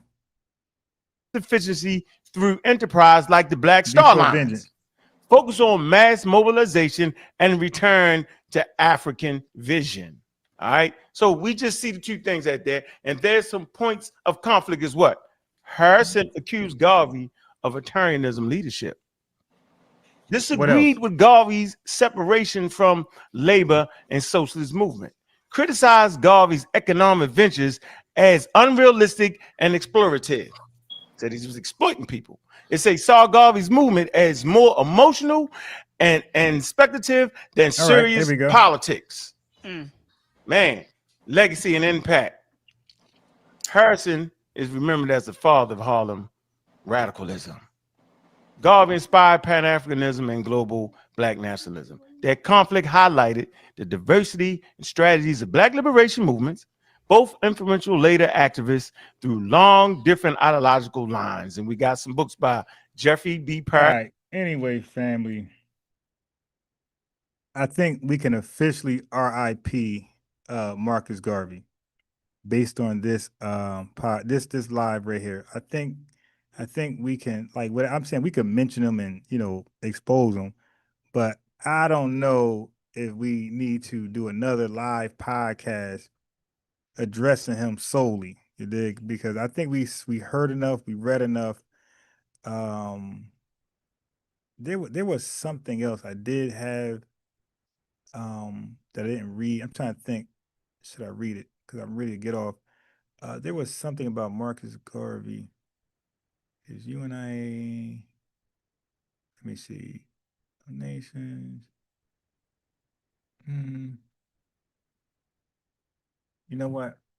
Before I get off, let me just ask this one last question about Marcus Garvey, his business practices. So let me get one more thing. All right, before I get off. Monetize our culture, bro. Oh, okay. So even if we look at Alexander Crummell and Blyden, right? Like some of the fathers of Pan-Africanism, where they were still, if you look back at it, they were still working these things out to the point where they even saw a free Africa as adopting a British. How did I get this guy? I want to see, who is this guy? Did he put his name in there? Did he put his name? Did she put the name of the guest? See, sometimes you got to put the name of the guest. I don't do that either, because I have their name. See, with me, or when I have guests, we see the name. We see it when they talk, their name shows. So none of their names are showing. So I want to reach out to one of these two right here, but I have no idea who they are, because nowhere in the description, and maybe it's in the beginning, but I'm trying to find this colonial style of government, right? Because we're still working these things out in real time. We were enslaved people who were kept from reading books, who were kept from being people of ideas. As David Walker says, we must be people of inquiry, right? And so we are working these things out in real. Politics were socialism or communism, that I must live in Cuba in order to have were mentioned in the beginning.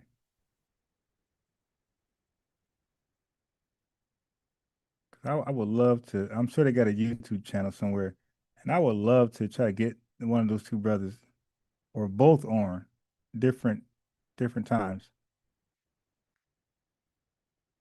So let's see.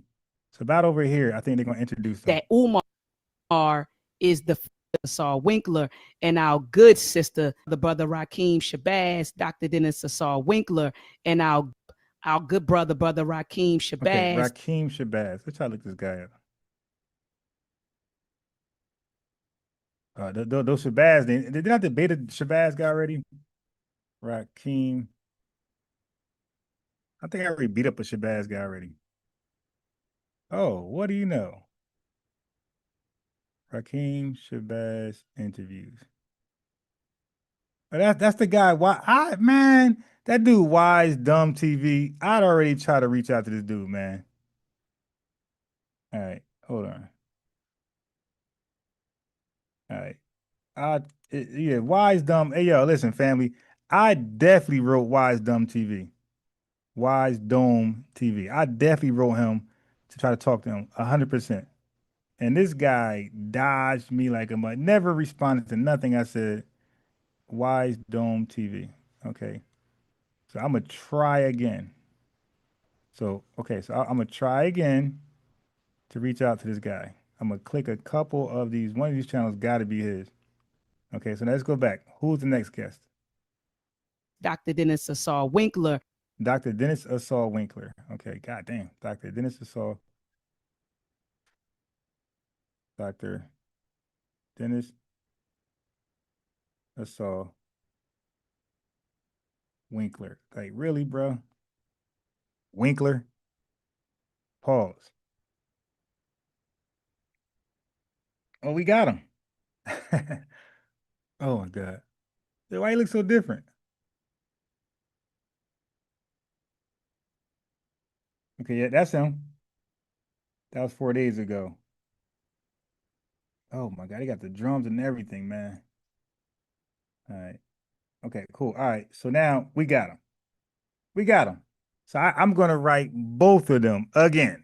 Okay? Again. So let me ask ChatGPT one more thing about Marcus Garvey, then we out of here. And our good sister, Dr. Wright. Peace and love to everyone. Peace and love to you. Peace, peace, peace. Doing all right. How about you, Queen?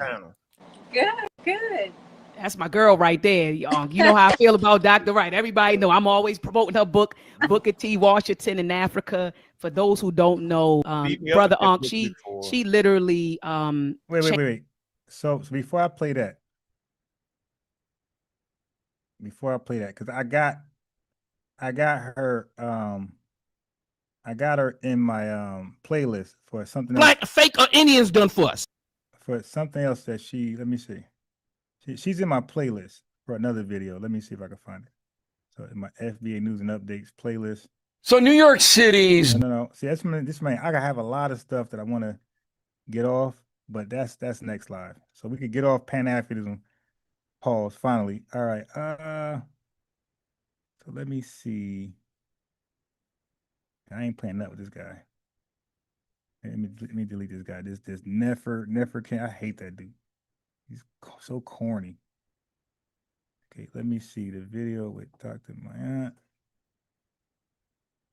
There she goes, Jasmine Crockett. She said the immigrants are picking cotton. Look at this. So I had to go around the country and educate people about what immigrants do for this. I hate when this shit freezes, but I did open up hella windows, hella chat. Country, or the fact that we are a country of immigrants. right. The fact is, ain't none of y'all trying to go and farm right now. Okay, so I'm lying. Raise your hands. You're not. We done picking cotton. We are. You can't pay us enough to find a plantation. I know that's right. So immigrants are picking cotton. So all of the ICE raids, I haven't seen one on a farm where immigrants are picking cotton or doing hard, crazy sweatshop work. They pick these guys up at construction sites and manufacturing companies. Okay, warehouses that looks nice. Okay, that pays 18, 25, $30 an hour. We would love to be there in place of an illegal, but they are only hiring illegals so they can avoid 401k, all type of benefits and regular salary. You know, the wage, the salary you're supposed to make working there. They're hiring illegals for that reason. So if you can keep hiring cheap labor like that, none of us will ever have a place to work unless you do something for yourself, which is unrealistic. Everybody can't do something for themselves. All right. The fact is that we should be able to work at companies at base rate, you know, or like what you're deserving. You shouldn't be losing employment or competing for employment with illegals who are they going to pay like 6 of them your salary. Okay, so she was lying. All right. All right. So let me go ahead and find Dr. Maya. Let me find the video I want while I ask this question and we all can get up out of here. Damn.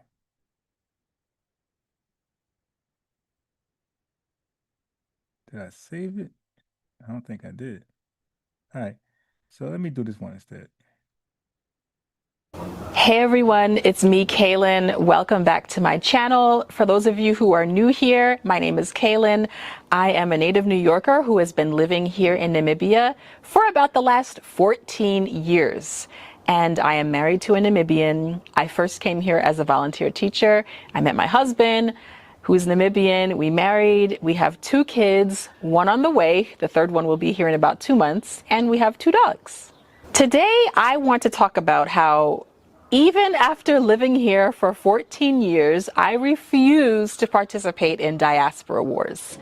For years, I have gotten comments, emails from people on my channel, on my website, African American in Africa, which chronicles not only my experience, but the experiences of other Black Americans who live on the continent. I get comments for a long time now disparaging other parts of the African diaspora, whether it's Black Americans making nasty comments about Africans, or Africans making nasty comments about Black Americans, or West Indians somehow getting caught up in the mix, or maybe people from South America. Like everybody, I get these comments.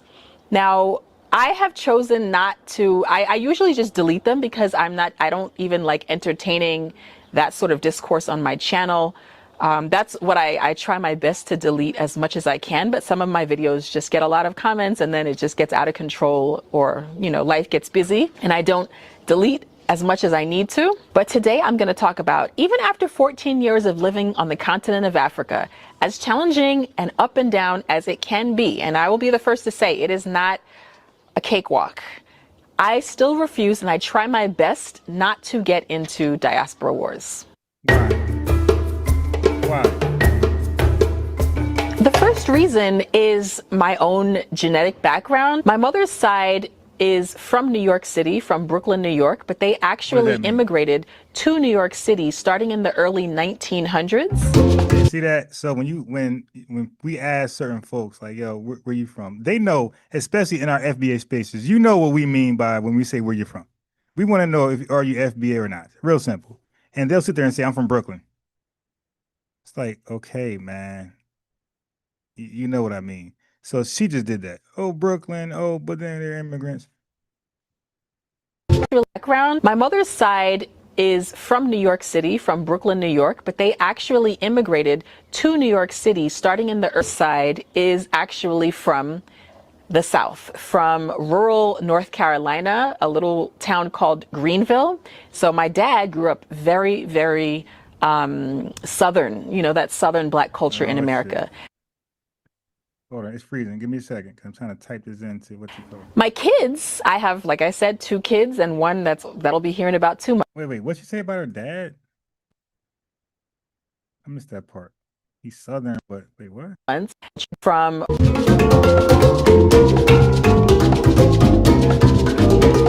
my father's side is actually from the South, from rural North Carolina, a little town called Greenville. So my dad grew up very, very Southern, you know, that Southern Black culture in America. My kids, I have, like I said, 2 kids. So I guess she's claiming to be foundational Black American through her dad. And one that'll be here in about 2 months. My children have all of that genetic background, plus they are Namibian because that's my husband's nationality. So my kids, my own background, I cannot afford, my husband is Namibian, I cannot afford to get bogged down in conversations where we are disparaging other parts of the African. So this is how, yeah, this is crazy. So this is how they interpret foundational Black Americans being proud to be foundational and being proud to delineate, saying we're in this country, we're foundational and no other no Africans are. No first, second, third gen Africans are foundational. We, the Black people of America, we are the only foundational people that are of color, melanin, whatever you want to call it, of this country. Anybody else, welcome to our country. You know, glad to meet you, glad to speak to you, glad to do business with you, glad to form some type of relationship with you. But we're foundational and you're a guest, and that's cool. You dig? And welcome to our homeland. Look at the great things we have done. Look at our culture. Look at the things we cook. Like, that's how you talk to your guests, right? That's how your guests want to talk to you. Not coming over here and just feel entitled from this to start to get here. That's not going to go well as far as, okay, that's not going to go well as far as establishing a relationship with the two. It won't be a healthy relationship if we are introduced. No, leave it alone. Yeah, no more. If we're introduced in another way than that. Okay, it needs to be built on respect. That's how we would imagine to come at folks if we go to Puerto Rico, Haiti. You know, we would think we would come like that.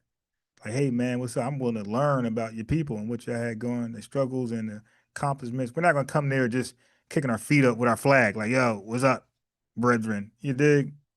What's popping? Okay, so she just act like delineation, disaggregation, self-identification is just disparaging one another. No, that's what you guys do. That's what your husband did when he heard about self identifying and delineation and reparations, mainly reparations. That's what your husband felt. And matter of fact, according to a lot of Africans, they felt this way before we said anything about reparations and reparations being exclusive to just Foundation Black Americans. Adolf, according to you guys, you learned this stuff in your country from movies. Okay, you guys say you got it from movies. So the disparaging started in your homeland way before you came to America. But I just love how they either place all the blame on Foundation Black Americans, or they split the blame. But y'all need to explain, how are you having these negative views about us and you never even came here? So how's it 50-50? Don't we got to first meet? You never, like, I never heard of a Namibian. So there's no way that I had a certain thought about Namibians. You dig? So yeah, come on, man. Like, stop with this is even rhetoric. African diaspora, because that would be speaking against myself. That would be speaking against my kids. That would be speaking against my husband. And my husband and I have been married since 2004. So look, that's why sometimes, not all the time, I'm not somebody who's watching who you're dating, right? Who you're married to. You know, if you, she said her father's foundational or whatever, you can marry who you want. I ain't got a problem with that at all. They just don't disrespect us and our lineage. Then that's where the problems come. That's where they surface. You disrespect the lineage or anything that we stand for or demand, right? Once you do that, it don't matter where you're from, you become an op. So you want to date a Puerto Rican, that's up to you. Like, I literally can't do the thing about that. If you want to date a Haitian, date a Foundation Black American, that's all. If you want to work for this company, that company, what can I do about that? I'm not your leader. I'm not your guidance counselor. I'm not your publicist. I'm just your fellow lineage family member. That's it. And that's what we got to keep in mind. Okay, watching who each other date, watching where we work, watching who we befriend. That's part of the Pan-Africanist doctrine. They be pocket watching like that. They be relationship watching. That's not what we do. We don't have leaders. You dig? We're free to do what we want to do. We just have respect and honor for our lineage. We're just on code with the lineage. Okay. One thing at a time. And then maybe we can address these other things later, but one task at a time. Let's finish getting as many people under the awareness of their identity, their new the term we're using today, which is FBA. Let's tackle that task first. That task is hard by itself. So let's not spread ourselves then relationship watching or job watching or friend watching. Let's go ahead and tackle one major task at a time. Okay? That's how you be productive. But for her to say, I'm bowing out of the conversation because my husband is this, like, that's like the dumbest excuse. It's almost like, I can't believe she's found it. I'm sorry. You can't say that. Well, yeah, I'm not going to believe she's foundational Black America, some shit like that. I'm going to, that's like dating a white supremacist and saying, well, I'm not going to be calling out injustice or racism because my wife or my husband is white. That's and they're going to feel bad. That's stupid. 14, and somehow these issues really, we haven't had nasty conversations between each other about each other's backgrounds. So that's one reason why I just cannot afford to get into diaspora wars, because it would be like shooting myself in the foot. Are you non-FBA? Another reason why I do not engage in diaspora wars is because okay, so it's pointless trying to invite her to my podcast because she's telling us why she's not going to talk about these things or come to a podcast. So that's just ridiculous. I won't waste my time with her. Because too often the commentary is lumping one group of Black people into one huge stereotype. For example, someone saying, oh, like those Africans, or Black Americans, they don't know this, that, and the other, or Jamaicans, this, that. I don't understand the concept of there being a gazillion and one people that live on the continent of Africa, for example, and actually taking the time to sit down and make nasty comments about Africa. That is a huge generalization. There are nice. All right, I'm done with her. Okay. Mac making nasty comments about, she's just talking. Okay, we're not doing that. We're not just talking. Like, nasty comment, that sounds subjective. Like, is the comment true or false? That's the bottom line. All right. So I did my research. So let's look at something together. Let's look at something together. I looked something up real fast, and why not look at it together? Okay. So let's look at it together. And I won't even tell you what I typed. Let's just read it. So I won't even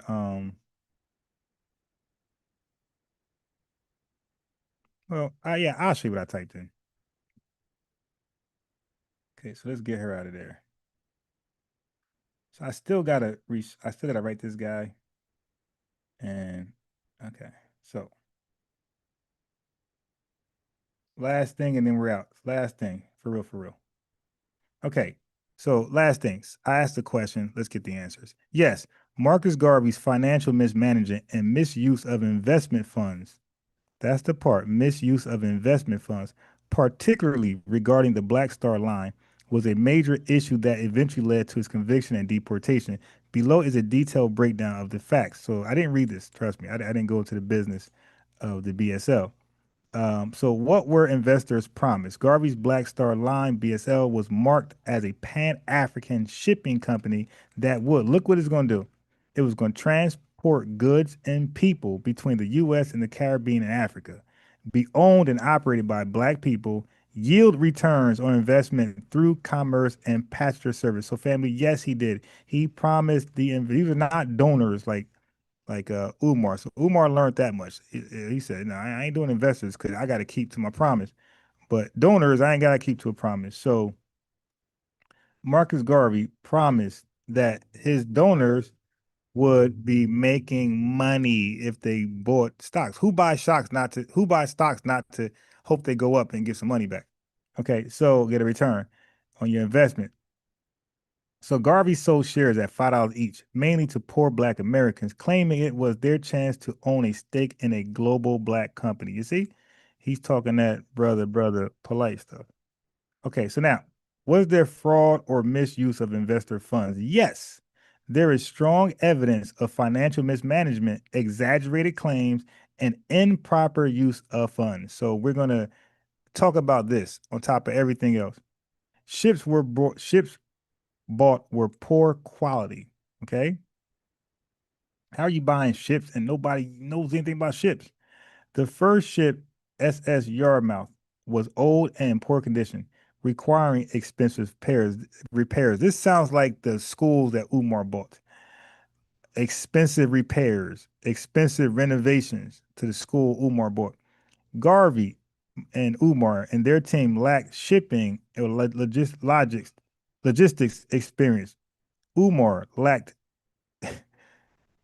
school repair renovation experience. One ship, the SS Phileas Wheatley, was advertised before it was even purchased, which played a part in the mail fraud conviction.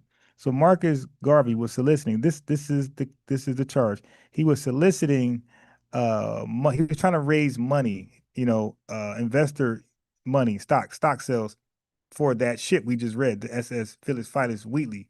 But he solicited the sale of stocks through mail, and that's where you get the mail fraud because he's running low on money.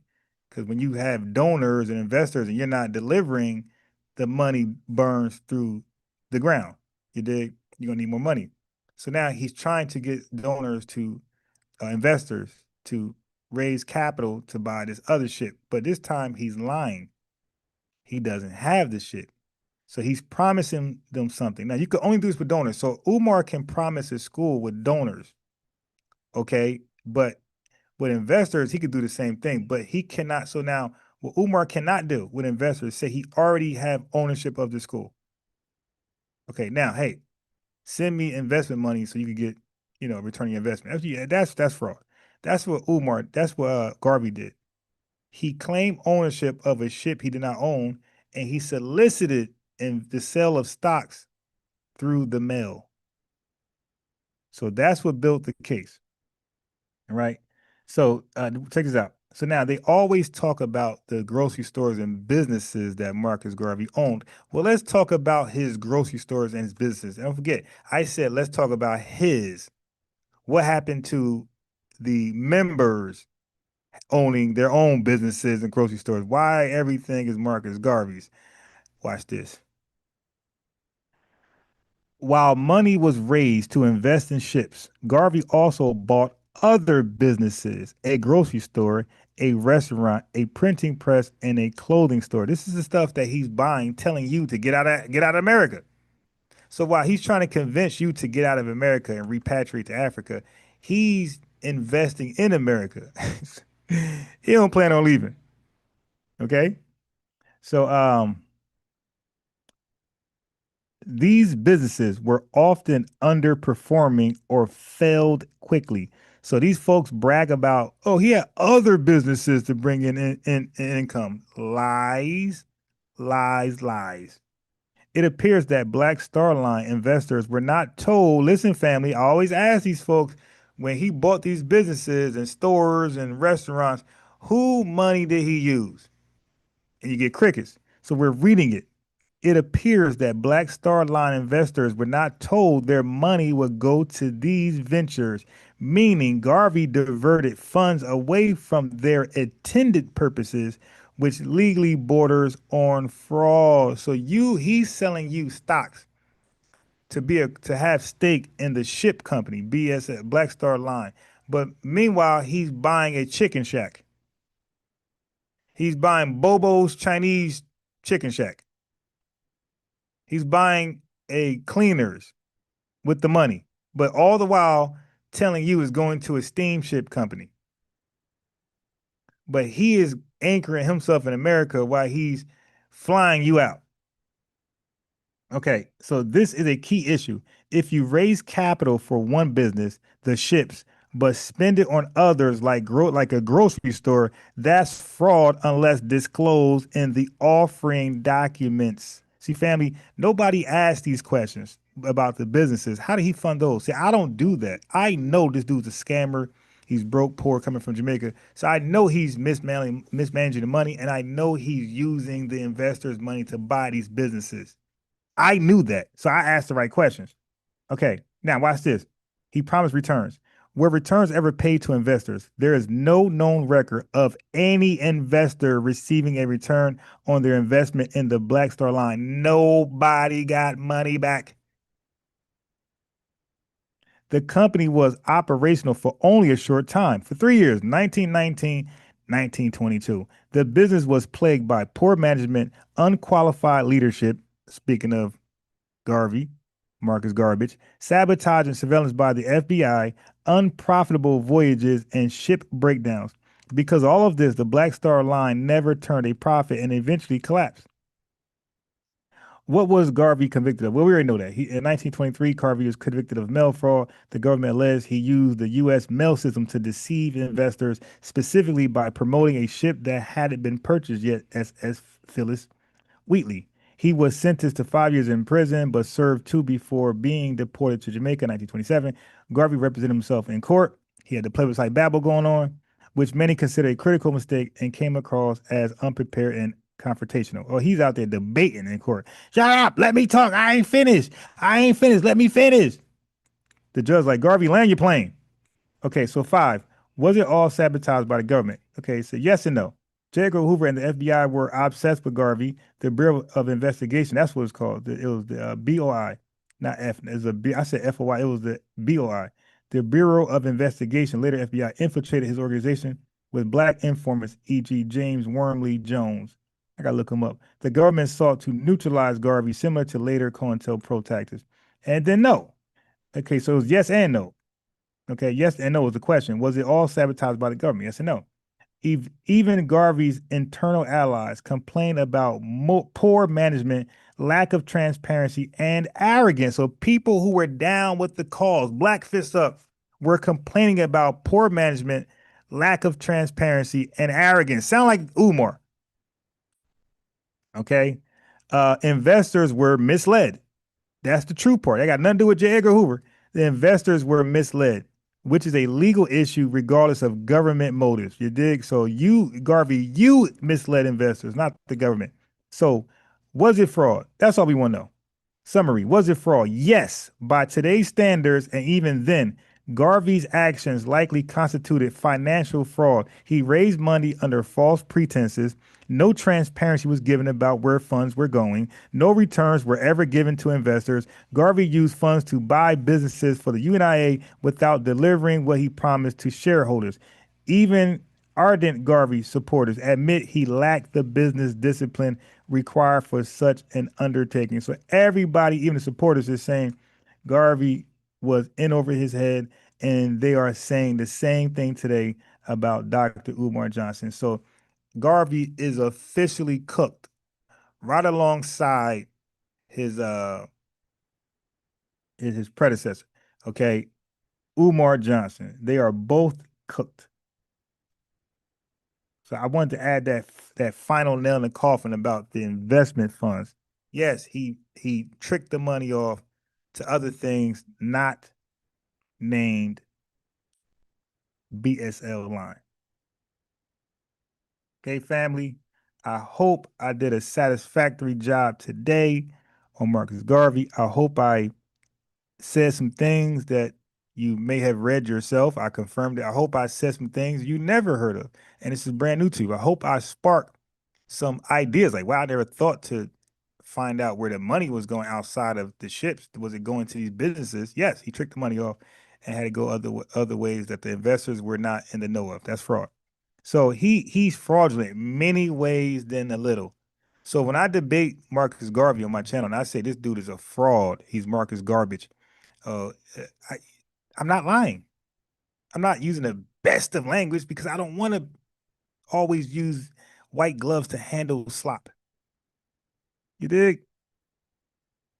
So with that being said, let's look at the poll. Let's look at the poll. Let's look at the poll. Let's end the poll. Let's end the poll. The poll is ended. The poll has ended. What are the results? Hey, peace, Pinky. Okay, where's the poll results? I ended the poll. Now where is the results? Okay, usually let me restart this. Maybe y'all can see it. Maybe my screen is janky. But when you end the poll, you're supposed to see the results right away. I just refreshed my screen. I do got some freezing stuff going on. Okay, I see it. I see it. Okay. So out of 61 votes, 88 says he is officially a scammer, a defrauster, word I made up, and 11% says no. Okay, so I don't expect everybody to agree all the time. But I see 88. Yeah, I didn't see it. I had to refresh. I see it now. But I see 88% as enough to be a conviction. Okay. So 88% versus 11%, I believe as a prosecutor. I believe as a FBA prosecutor, prosecuting Marcus Garvey, the scammer, I believe I got you guys a conviction. I got you guys a conviction. I got you guys the conviction. Guilty. Guilty as charged. And yes, you did. YouTube mastery. We got him convicted again. And this is a life long conviction without prejudice. Okay. And the sentence is we're deporting Pan-Africanism along with Garvey. So today, Garvey was already convicted and deported. So what was on trial today was Pan-Africanism via Marcus Garvey. So now we officially convicted Pan-Africanism via Marcus Garvey, and the sentence is we're deporting it to Jamaica with Marcus Garvey, or London, wherever he died. London, Jamaica, everywhere he went. We're deporting the Pan-Africanist movement behind him with it. All right? So guilty as charged. Guilty as charged. Marcus Garvey, Pan-Africanism is guilty as charged. Let me read a couple things. Monica Lamb, you sold out. I thought you were a real Louisiana girl. I believe she sold out to do them damn grant scans. Who are you talking about? Borrowed time. Let me see. Unreal descent of a slave or half supporting these people need to be put in a damn hog pen full slot. Lord Moss, I bet dollars to donuts, American Bozo, and Revenue, AK Shirt Buzz Kwame were part of the 11. Yeah, of course. Part 11%. Pinky says, oh, you having a personal. Don't argue with me on this point. He's one of my favorite sons. Oh, yeah, you have your own conversation. Let me read one more. Let me see. Let me see. Anything a potato soup versus carrot stew. Where let's see. Everyone likes or dislikes people for different reasons. So Tether's been scamming our people for a long time, right? Aspiring Heights. It comes back down to whether. So now the debate is really at this point whether Pan-Africanism originated in the islands, Trinidad, what Trinidad thought, or did it originate here in America? Like that's the only thing I'm willing to debate now when it comes to Pan-Africanism. Like where did it stem from? Where did it originate from? Did it come from America, from via Foundation Black Americans, or did it come from the West Indies? That's all we at now. So maybe I'll look into that further, get some definitions of Pan-Africanism and try to decide, did it come from African immigrants, foreigners, or did it stem right here domestically with Foundation Black Americans? So that's what I'm on to now, to look into that. All right. So maybe I'll invite some Pan-Africanists on the panel to have that discussion to see where do they credit Pan-African, the origins of Pan-Africanism. All right, family. So with that being said, I appreciate y'all. I love y'all like always, man. Wait. Love all y'all. Like I said, okay. I feel that, yes, I can admit that you called out was that. Okay. So now, Let me share this. Family, don't leave just yet. You got to read this comment. So I'm gonna share a comment. Okay. So I'm gonna share a comment, which I don't really do too much. Okay. So this is the post I made, the community post. I said, we're not done cooking on Marcus Garvey. Join the lineage cookout. So this is the solo image of Garvey in the pot. So Tiarka said, you guys are in a very small echo chamber. Is very insightful, by the way. Okay. So now I said, does that mean you're joining the panel tomorrow, or are you just throwing rocks and hiding your hand? She said, well, I don't think I could have a decent conversation with someone who would depict the honorable Marcus Garvey in a pot. What did he do but try to inspire upward mobility? We didn't read none of that. Within the downtrodden. Why? Who's the downtrodden? You see what I'm saying? So it looks like she's a foreigner. Who's the downtrodden? FBA's? Why are we downtrodden? Okay. Why are we downtrodden? So I said, Tiarka, I said, now for one, that pot is symbolic of what the youth calls cooking. I'm not sure how old you are, but being that you didn't understand the pot, I'm thinking you're at least 50 years or older. I said, and all I'm saying is that you're out of touch with the slang and symbolism of today. The pot isn't disrespectful.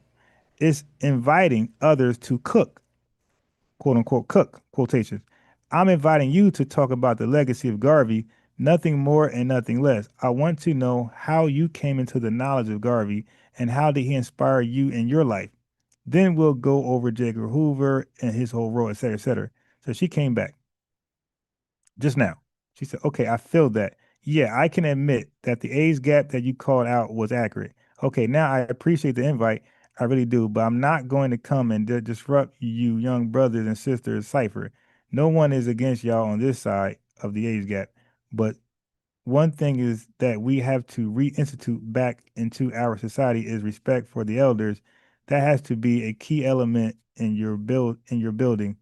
Sincere to supporters, to y'all fresh ideas and movement, keep going. Listen, we could entertain supporting the elders or respecting the elders when the elders return the respect. Okay, so the respect starts with coming over here and talking to us. You felt a certain way about my imagery. You took it the wrong way. It was like really, I didn't want to say this, but it was like clickbait. It was like, to like draw people in and laugh. That's it. It's a laugh. Like, hey, we about to cook. I'm using slang and I'm using the image of somebody cooking. But again, it's to really to talk about him. To say he's cooked, like his ideology, his history is done. It's cooked. It's overcooked. But to get respect from us, and you're an elder, is to not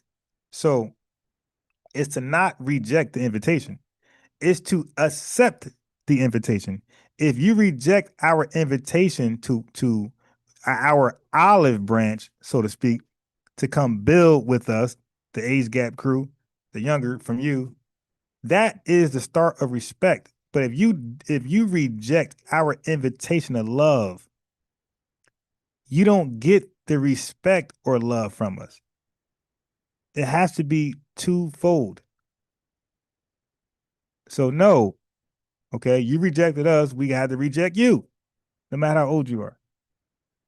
Okay, respect and love is not something automatic.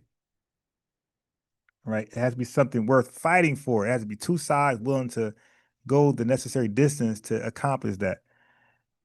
All right, so now on that note, we out of here, family. Peace to you all. Peace, peace, peace. Yeah, good video. I'll probably chop it up. Maybe not. We won. We, plural now. Plural pronoun. We are one. With the lineage. Be, verb, be